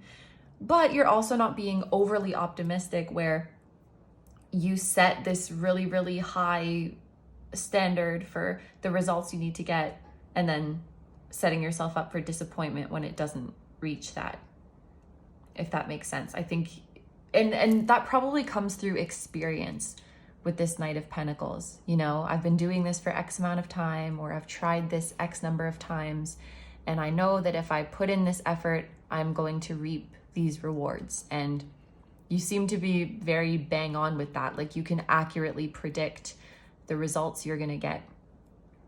And sometimes you might actually exceed your own expectations, but it's like you have humble expectations so that if you do meet them, you're happy. But then if you go over, that's just icing on the cake. There's that kind of vibe. So you're definitely meeting your own expectations or rising above and beyond them in terms of your goals, in terms of the results that you want to see, in terms of the payoff that you want to see, the reach that you want to have, things like that. And then with the star here, I wonder if, because there was a lot of talk about loving the people that you work with, or feeling like you're surrounded with really great people and potentially a specific person who is very important to you. And I feel like the star could be confirming that this is your soul family, because the star card, sometimes it makes me think of star family, which is, you know, that's just your soul family that you've been with across different lifetimes, different worlds, different places other than Earth. And when you come and incarnate here on Earth, you recognize each other. I think you're finding your people, you know, whether that's your tight-knit soul family or your larger star family. Like, you're finding the people that you really vibe with. And I'm hearing that's all that matters in this world, really, is finding your place, finding your home, finding your people, and vibing with them and amplifying that beautiful energy. And that's what you're doing. I think whatever field of work you're in, you are a light worker, and you are bettering the world with what you do, and you are having an impact that ripples out, you know? So even if you just made one person happy, that's going to light them up, and then they're going to go off and make other people happy. So never underestimate the scale of what you are doing, because it's larger than what you can see. It's larger than what you can see through numbers, through data, through your five senses. The impact is much greater.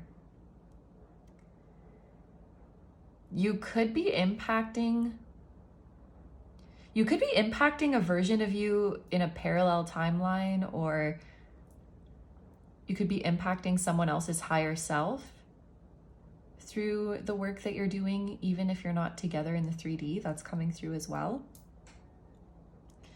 This is definitely a time of you having just a really optimistic outlook and feeling secure for the long-term future. You're definitely, whatever you're working on right now, it's a keeper. You know, this job or this path, it's not a placeholder. It's what you really care about. It's what you always have cared about. It's what you always will care about.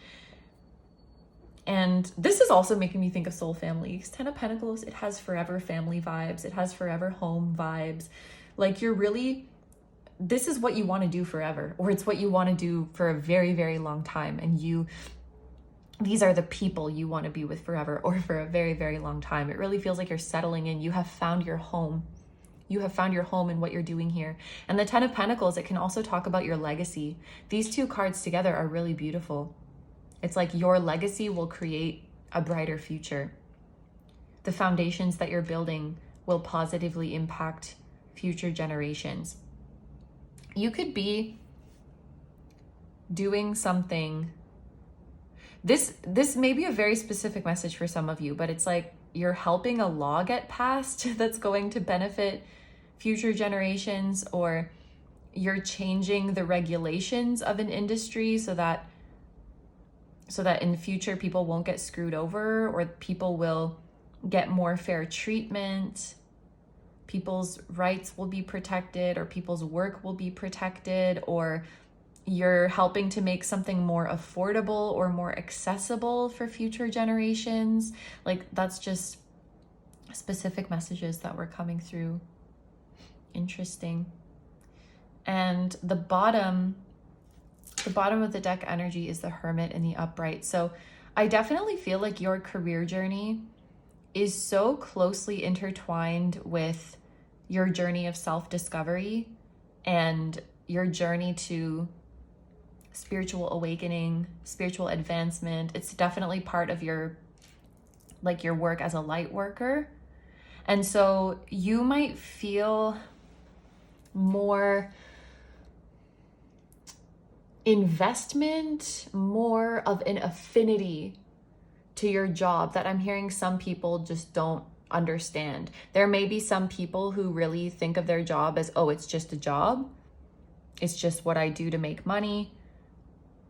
I feel like for you, your job must have much deeper meaning. There could be a big part of your identity in there, or your journey as a soul is very closely tied into it. You really feel like it is your calling. And I think it might be difficult for this group to feel happy and fulfilled if you can't say, I'm doing my calling for a living, or like I'm in my life purpose. You want to feel a really important sense of purpose and impact in what you're doing. That again, it's coming through again, like some people don't understand this. So that could just be out there in society, or you maybe grew up around people who didn't understand why you care so much or why it's such a big deal. You know, why don't you just get this job? The pay is good and you'll get benefits and you'll have this time off. And it's like, no, I can't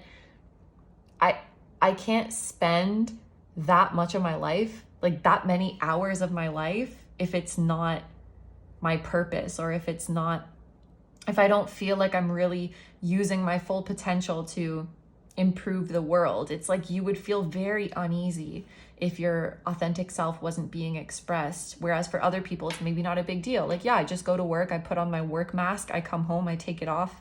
It's like, you can't do that. And this Hermit card is about you honoring that, I think. Okay, so next we are going to roll some dice to see what kind of abundance you are manifesting, or multiple kinds. We have the sign of Aries, we have the number 10, which is like the 10th house, and we have the South Node. So I think for you, the most important form of abundance and the biggest form of abundance that you're manifesting is the freedom to do what you want, when you want, however much you want. So you could be self-employed. I think a lot of you will be, because the Aries energy, it's giving independence, it's giving self-sufficient, self-reliant. That's not to say you won't work with other people, but it's freedom. Your biggest abundance is freedom. Maybe you can work from wherever you want. Maybe you can make your own hours. Maybe you can choose who you work with. Yeah. Freedom surrounding the conditions of your work and the circumstances of your work. That is your biggest form of abundance.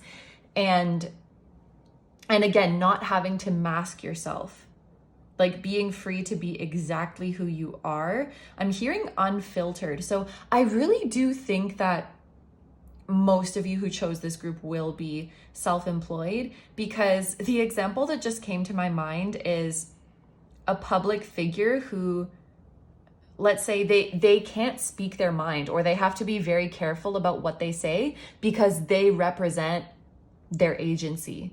They represent their label. Or like, you don't have to worry about what you say representing somebody else, you know, like, oh, I have to be an ambassador for this brand and I have to align with the values of this brand. It's like, no, I only have to align with me. I can say whatever the fuck I want. Like, I don't care. Like, that's kind of Aries energy. Like, she's blunt and she's straightforward. And I feel like that's the vibe that you're in. So, you know, I think when you think of abundance, it's not about how much money you have. It's like, can I be myself? Can I be real? Am I free? Am I my own person? And that's what you're manifesting right now. I do think with the 10th house, you do have abundance in terms of you enjoy a good reputation. I think a lot of people find this aspect of you refreshing. This realness, this bluntness is very refreshing to people. I think that you probably say what is on everybody's mind, but everyone is too afraid to say it. And yeah, this is good reputation. You'll probably have quite a high position or a high status, whether that's being well respected in your field, or you could very well be a public figure, group number 3, because I feel like that's come up a couple times in examples. And also the star it could be you literally becoming a star. But you're definitely, you know, the 10th house, it's at the top of the astrology wheel. It's like the most visible part of the sky.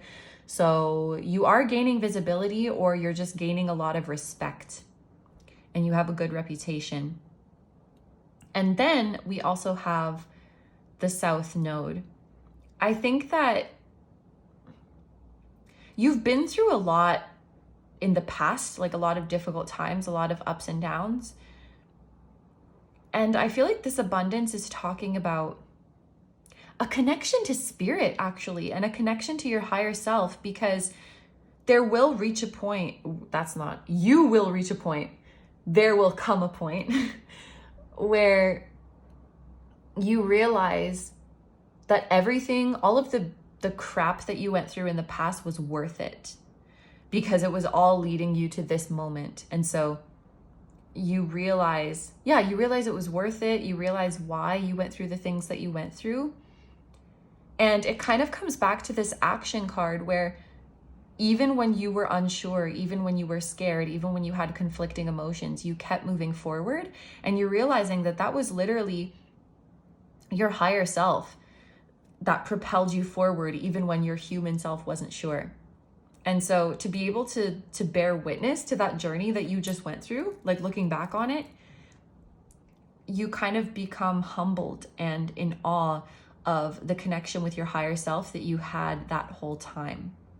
And I think you're definitely someone who you're proud of yourself, but you're also humble, because I just see you're at the pinnacle of your career, and some people could be like, oh yeah, that was all me, like, but I don't know, I feel like that kind of ego-based thinking is not there, and you're more just humbled. And again, like you're so in awe of how spirit led you, and you're so in awe of how your higher self never let you give up, even when looking back you maybe felt like, I don't know what I'm doing, or you felt discouraged. So,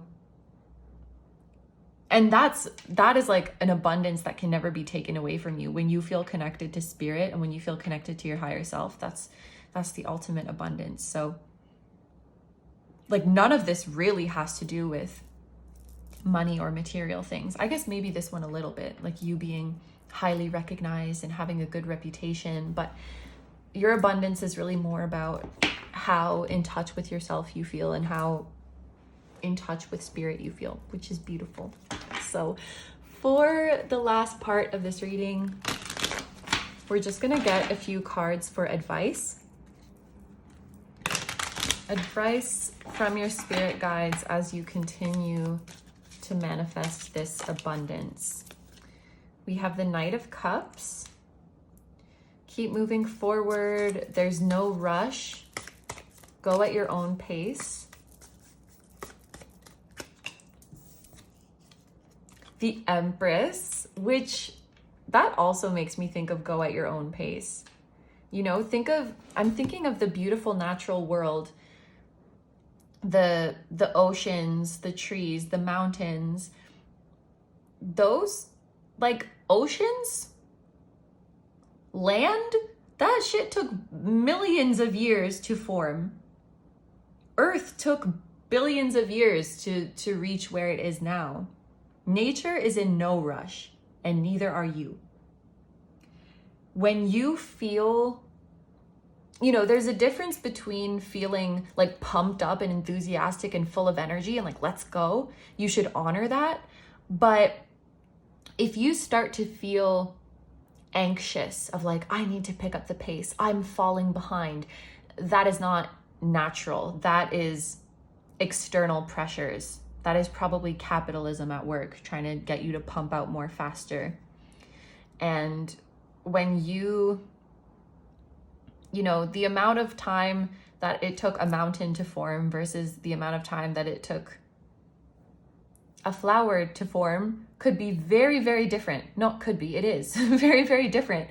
But one is not better or worse than the other. And looking around at the rate that other people seem to be blooming, it's illogical because you're not the same thing.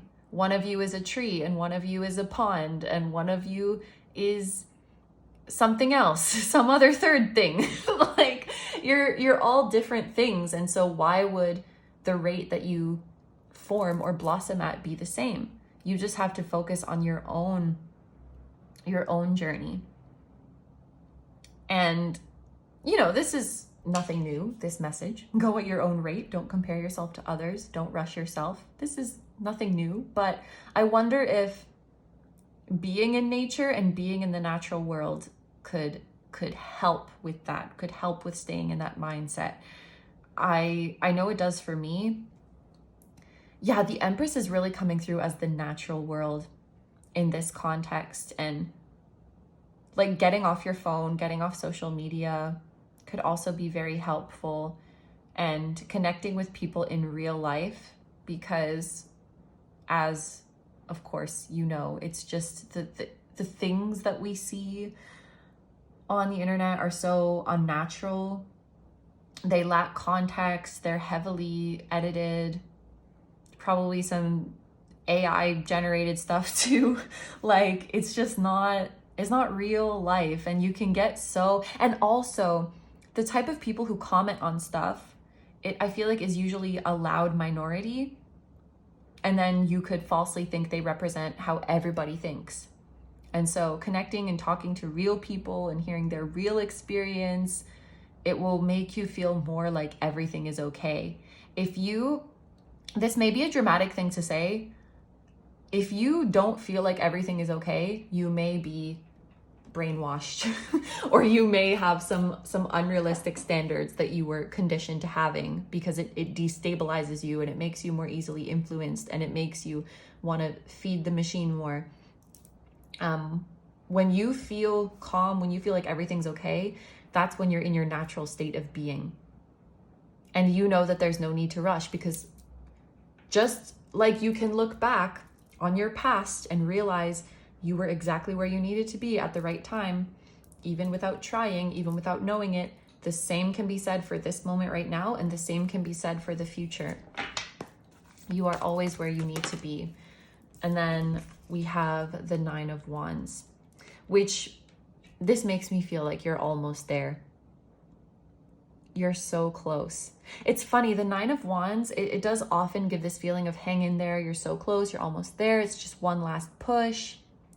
I feel like in the context of these cards, it's like no matter how disconnected you might feel, you're always just one step away from getting back into this flow, from getting back into this natural energy, because it's always right there inside of you. That feeling of abundance, that feeling of everything's going to be okay, I have everything I need, I'm doing all the right things. Where is that coming from? That's coming from inside of you. It's coming from your heart, is what I'm hearing. So it just takes a second to reconnect to that. It just takes a side step to reconnect to that. Like you're never too far away from that authentic inner voice. You just need to recenter yourself. Yeah. So group number 3s, those are all of the messages that I have for you. Thank you so much for letting me do this reading for you. I hope you have a wonderful day or night whenever you're watching, and I wish you all the best. Please take good care of yourself, stay healthy. Don't forget to like, comment, and subscribe if you feel like doing that. If you enjoy my content and you'd like to find me elsewhere, I will have linked down below my tarot reading Instagram, my personal Instagram, my Patreon, where you can watch tons of timeless, exclusive pick a card readings just like this one, and you can also decide on topics for future readings.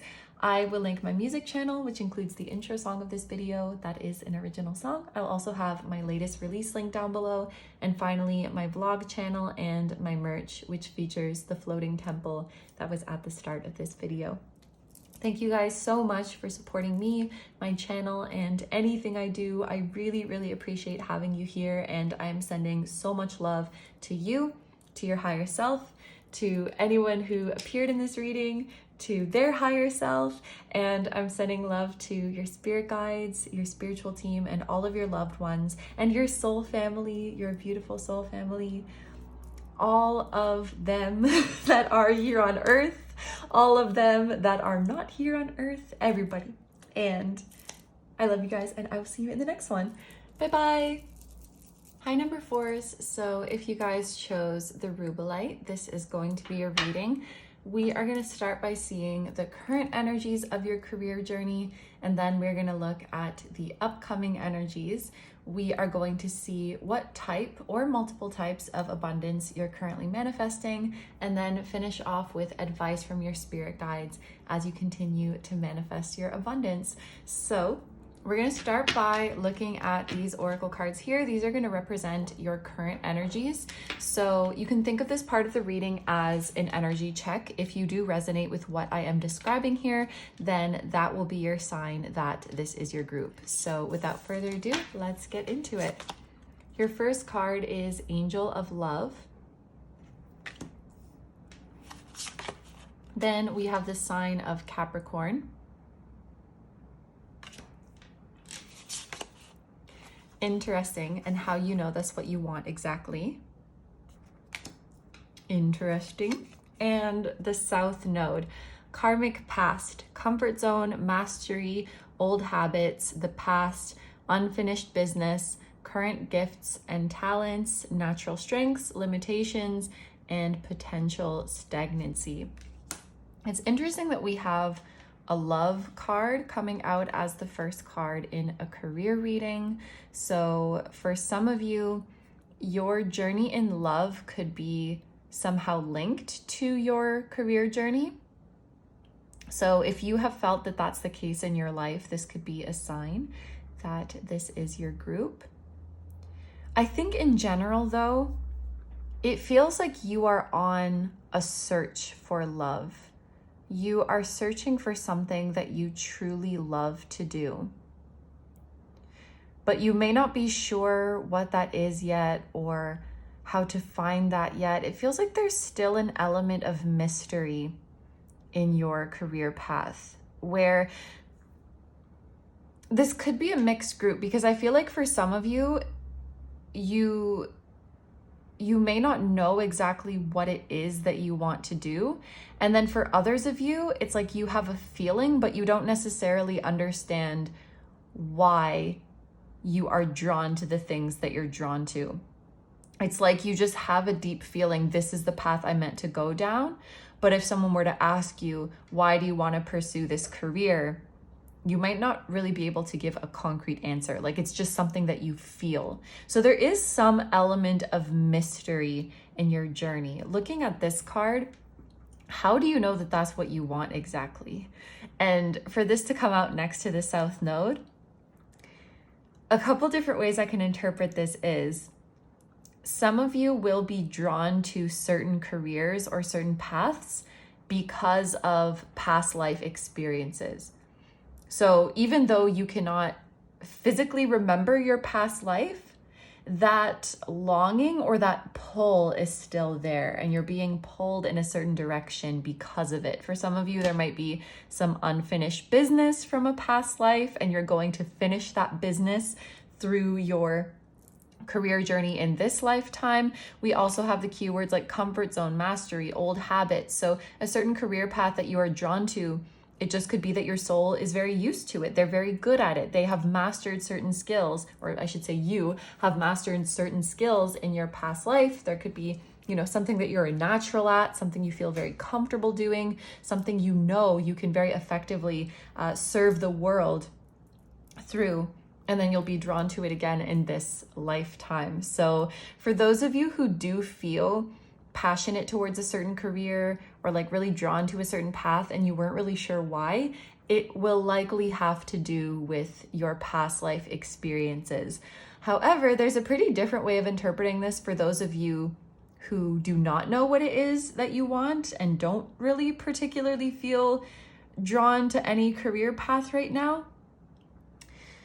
What I'm thinking of is, when we go off to university, most of us are like 17, 18 years old, and we're already expected to choose what we want to do with the rest of our life.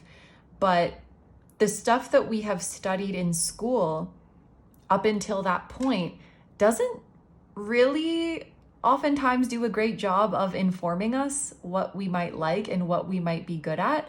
And so for those of you who really don't know what you want to do, it's almost like your spiritual team is saying, it's because you haven't been exposed to it yet. You haven't been exposed to enough to really know what it is. And of course, you could be any age, you could be at any stage in your life, but energetically, it's like you're that 17-year-old who's about to graduate high school and you already have this pressure to choose what you want to do with the rest of your life. And it just feels not realistic, and it feels not very fair to you. So I think your spiritual team doesn't want you to beat yourself up if you don't feel a lot of direction, if you feel like you don't know what you want to do, because from their perspective, they're saying that's natural. You haven't been exposed to it yet. You haven't found it yet. And they want you to know that when you do find it, you will know. So yeah, if you're struggling to know what you want to do, it's probably because the right thing hasn't found you yet. And so you shouldn't try to force yourself. There's no use in judging yourself for it. I'm hearing you're still young and you still have a lot of time. And I feel like, honestly, it doesn't matter how old you are in Earth years. You're still young in your journey, and it's okay if you haven't figured things out yet. I feel like your spiritual team is kind of sad even if you are putting this sort of pressure on yourself.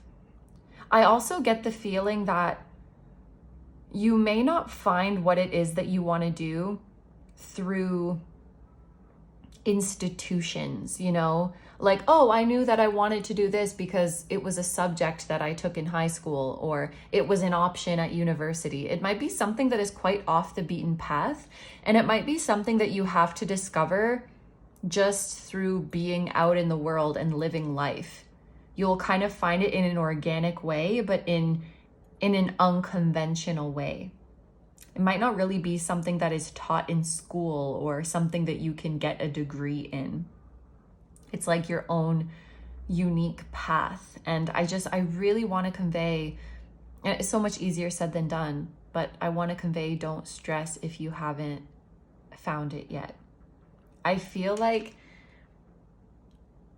you might feel at odds sometimes where it's like, I have to find something that I love to do, but also it has to fit that mold of being a conventional, professional, business-like, respectable job. And you might kind of feel like these two energies are at odds sometimes. And I know definitely you will find something that you love. For some of you, it may look like a conventional job. For some of you, it might not, and that's okay. But yeah, it's like you're on a quest for finding that one thing that you love. And for those of you who have found it, I want to tell you that that's such a blessing. And you also shouldn't beat yourself up if you don't know why. If you feel, I don't know, some of you might feel unrealistic, or maybe you feel like your desire is not valid because you can't really explain it in 3D terms. And so maybe you're just making it up that this is what you're meant to do. But your spiritual team wants to tell you, feeling that strongly about a path is really a blessing, and it should not be ignored. And if you can't explain it yet, the best thing that you should do is not to ignore it, but to honor it and follow it. And you'll see why. As you go down the path, you'll see why you were called to it so much. But the fact that you can't explain it yet is not a reason to throw that path away. It's a reason to go down that path. And you'll find the answer there.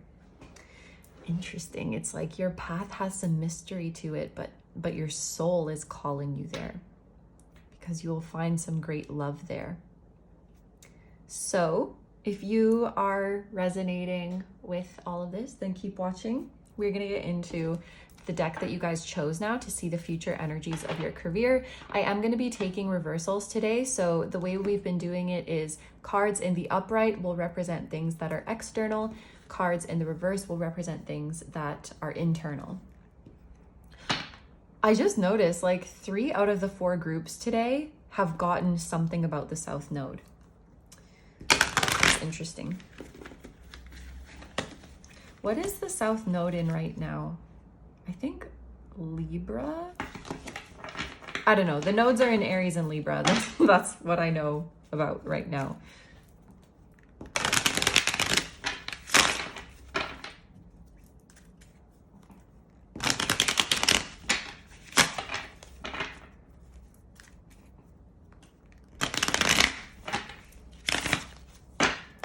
What are the upcoming energies for my group number 4s, what are the upcoming energies in their career? We have the 9 of Wands in the upright. We have the 10 of Cups in reverse, which group number 1 also got the 10 of Cups in reverse. We have the 8 of Wands in reverse.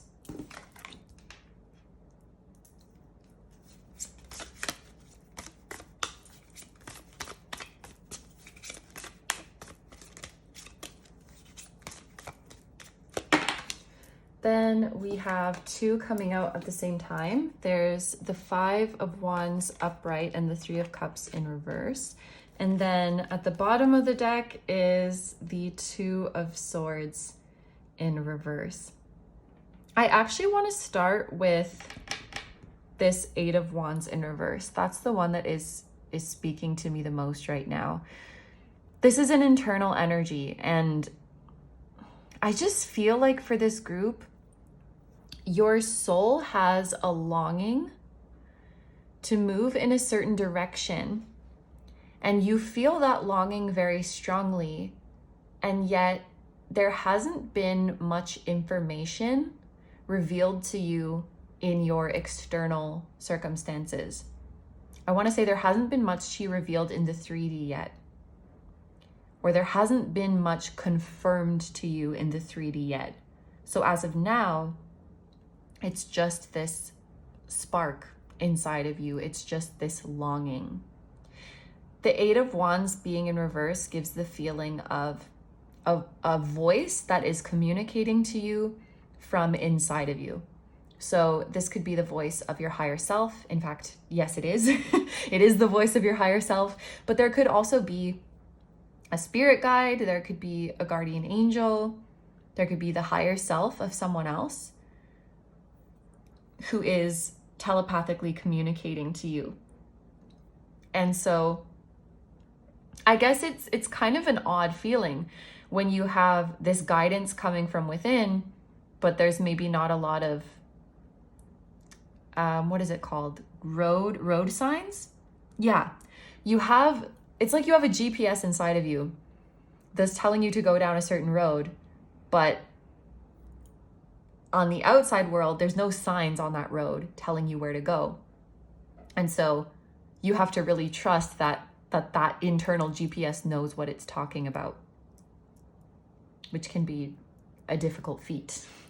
Yeah, there's something about telepathy coming up, like your higher self, but someone's higher self is communicating to you, or maybe it's your future self talking to you, or someone you're going to meet, or someone you're going to come together with on this journey. Their higher self is talking to you. And I really think, and it's kind of similar as how it came out for group number 1. So if you guys felt drawn to group number 1 as well, this may be your sign that there's a message there for you, or maybe you're coming from group number 1. But this is your happily ever after. You can see these people, they're in union, they have a happy family. I do feel like love is very important to this group, like finding your love, finding your soulmate, finding your counterpart. And maybe that's a big motivation for you in your career journey. I don't know if this is for everyone, but like, let's say you had a desire to start a family or to provide for your family. That might be one of the big motivators for you to work hard. You know, it's like, I'm doing this for you. I'm doing this for my family, for my home, for my loved ones, connections with others. It's almost like if I'm just doing it for myself, it's not as meaningful. But if I'm accumulating wealth because I can then share it with my loved ones, or I can build, you know, a happy and stable future with my loved ones, then that makes it worthwhile. I feel like you are a lover at heart, and there's some connection or some union that you are longing for. And this is internal as well.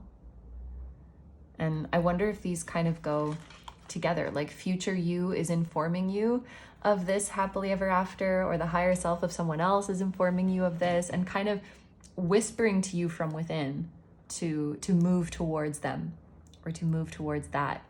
And I do think that there's going to be a lot of faith required in your career journey, because like I said, it doesn't seem like there's a lot of external road signs telling you where to go. And a lot of the time you would have to navigate the situations with your intuition, with your internal guidance system. There is something coming up where some of you who chose this group might feel unsupported, at least in the physical world. Like people around you might not be very supportive or very understanding. And that might be something that contributes to pressure you feel of like, why can't I just choose a path already? Why can't I just have it figured out already? But your journey is unique, and it's on its own schedule. And it's even hard for you to understand. So how could other people understand it, or like even try to?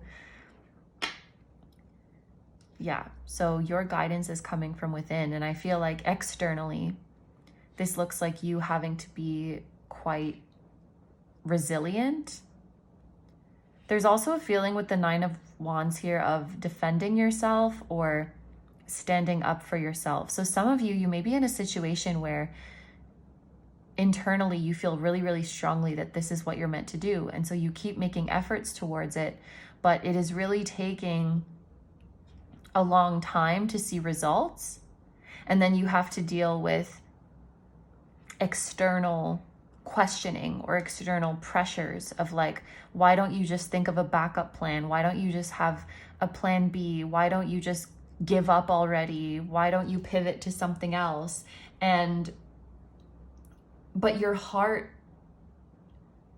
even if your mind is thinking, okay, maybe I can do that, it's like your heart won't allow it. And just something inside you keeps telling you, no, I have to stick it out. No, I have to keep waiting. No, I know they're going to come. Why does that? Isn't there something, I feel like there's something in Harry Potter like that, where Harry Potter knows that someone's gonna come. Like, is it a Patronus? I don't know. I haven't read or watched those in a very long time, but I just remember him being like, no, like he will come. Let me know if you know what scene I'm talking about, where he just like, he knows deep down. Why do I feel like it's like his dad or something? Whatever. I don't know what I'm talking about, but you just have that faith of like, I know that the confirmation will come. I know that the external results will come. I know that I'm going to find my way. So even when there's people on the outside saying like, well, why don't you just change course already? Or if you really don't know what it is that you want to do, why don't you just do this? And it's like, no, you're waiting for some greater love, because you know deep down that that's what you are meant to do. And yeah, I feel like that's even what this 5 of Wands in the upright is talking about, these external voices, like letting the voices of people around you or of society get to you when, and even they can't come up with a consistent advice for you. You know, this person is telling you you should do this, and that person's telling you you should do that. And I feel like on one hand, that could fill your head with doubts, but on the other hand, it could also confirm to you that there is no objective right path I should take, because none of these people can agree on what I should do. They're just saying whatever. They're just telling me what I should do based on their own past and their own experiences and their own comfort zone. It's not objectively correct about what I should do. Yeah, I feel like a lot of this is about your own perception, because if you were in a more doubtful energy, then you could definitely say, oh my gosh, like people don't see my vision, or people are thinking I should do something else, and start to doubt yourself. Or you could say, the fact that everybody's telling me to do something different just proves that there is no right answer. So if there's no right answer, who should I be listening to other than myself, other than my own inner guidance? But there is something in your career journey about needing to have faith and keep going on your path for an extended period of time until you reach your goal, or until you discover that thing that you really love to do, until you discover the thing that lights you up and that you want to do, and have to sort of withstand internal pressures that you might feel, or external questioning or external pressures. So I think that's what this is talking about. And we have Two of Wands in reverse, or not Two of Wands, Two of Swords, although there was a group that got Two of Wands in reverse. Anyway, it's swords. Two of Swords in reverse as your bottom of the deck energy, which is sort of like the overall main energy going over the whole spread. I don't know how to say that. The underlying energy. And that makes sense too, because there's a feeling of being torn. And I feel like there will be many moments on your journey where it's like, do I keep honoring my soul, and do I keep holding out for that love that I know is going to come? Like my breakthrough, the results I'm looking for, or finding my passion. Like I know that's going to come, and I don't want to settle. Do I keep honoring that, or do I just get a random job, or choose a random path, or take advice from this other person? Those two energies could be battling it out inside of you. So I do feel like, I don't know how I feel about the word test, honestly, like the idea that the universe tests you. I'm sure I've said it at some points in my readings, but it does kind of feel like a test of faith, or no, it's an opportunity. That's what it is. An opportunity to strengthen the channel of communication between you and your higher self, or between you and your future self, between you and this other person's higher self. So yes, I do think that this next stage will require faith. Let's roll some dice. I almost forgot to see what type, or, oh, I just saw 22, by the way. What type or multiple types of abundance you are currently manifesting.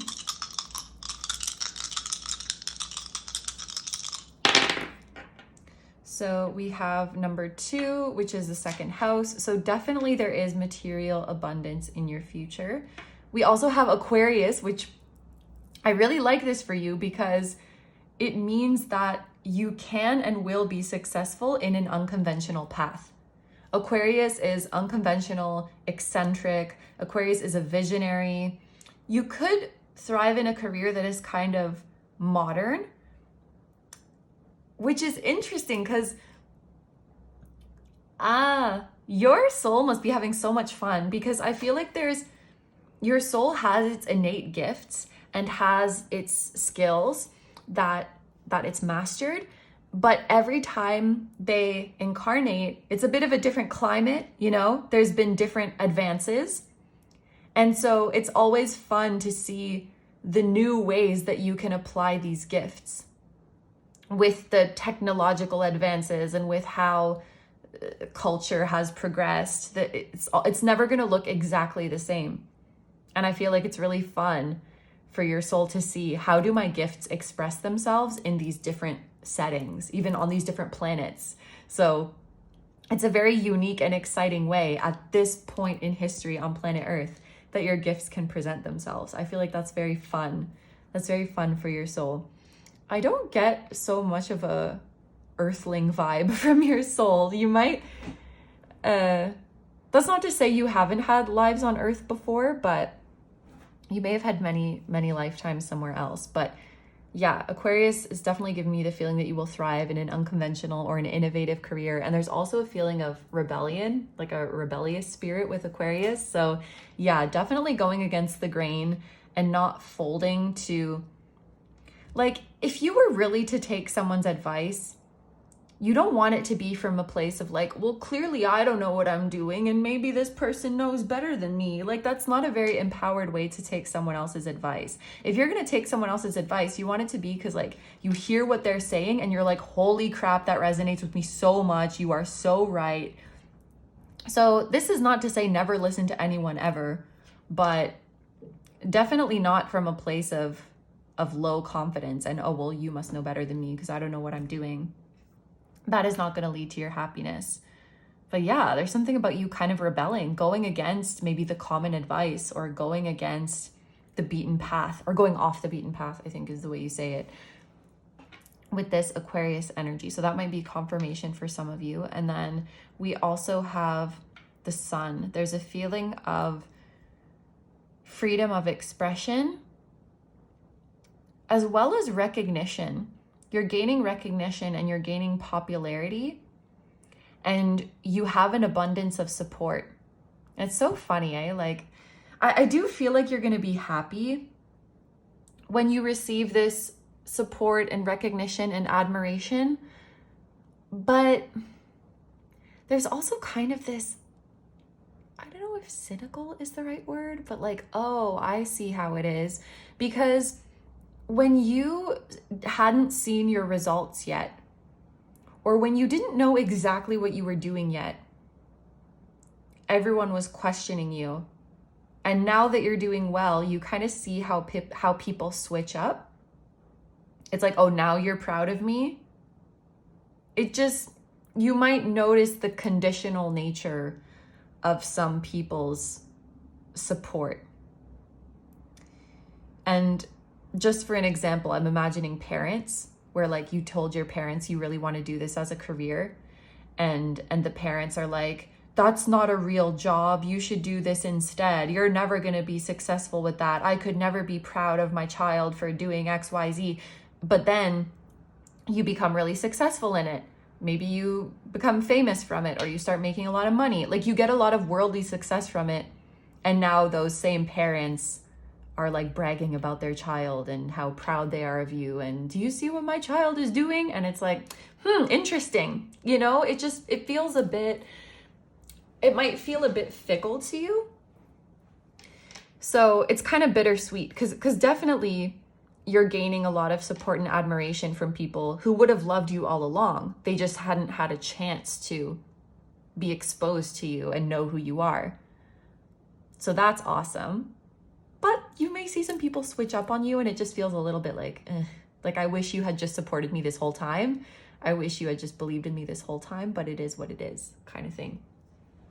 So that's interesting. The sun, some of you could be thrust into the spotlight, or you're just gaining a lot of praise and recognition for what you do. Definitely you'll be doing something that a lot of people think is very cool, and a lot of people are very interested in, because again, it feels like something unique, kind of against the grain, unconventional. Like, oh, I've never met someone who does that. What is it like? People want to know all about what you do. That's kind of the vibe. So for this last part of the reading, we're just going to get some advice from your spirit guides as you continue to manifest your abundance.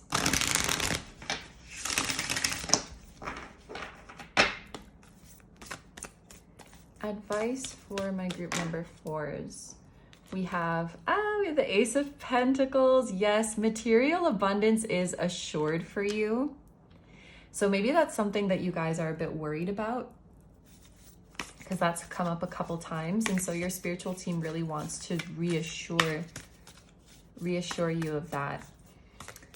The Ace of Pentacles can indicate like a new opportunity coming your way, a new job, a new project. And I also feel like with this being the number 1, with this being the Ace, it does feel like a new beginning and a fresh start. So I do think that for a lot of you, this destined path, this 10 of Cups, it may be something that you have not pursued before, or that is still fairly new to you. At least in this lifetime. It's like your soul has a lot of experience in it, but in this incarnation, it might be something kind of new.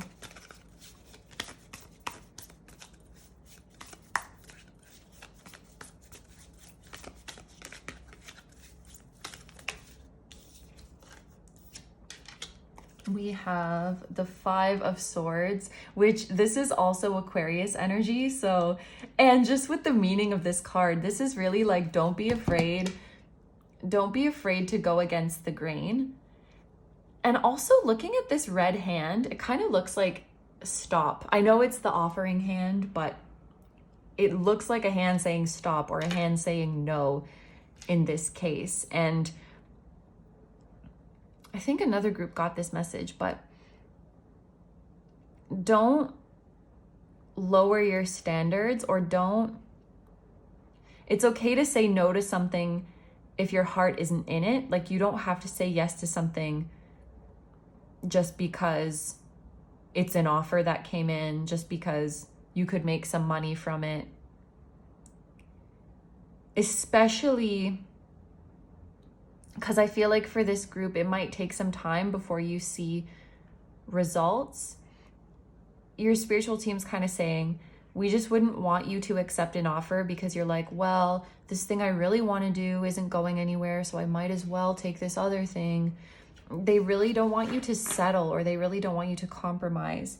And don't be afraid to go against what looks like the conventional way to success, or what society or people in your life might expect you to do. Because as hard as it might be to be the black sheep, you will be a success story, and you will be an inspirational story. Because for anyone telling you that you can't do something, that means that they carry that limiting belief for themselves too. If they're saying to you, you can't be successful in an unconventional path, they're also saying, I can't be successful in an unconventional path, because that's just a limiting belief that they have about life. So if you have the strength to keep going despite what someone might say, and you become successful, you're going to help them crush that limiting belief that they have. And you're going to show them, look, you can be successful in this too. So,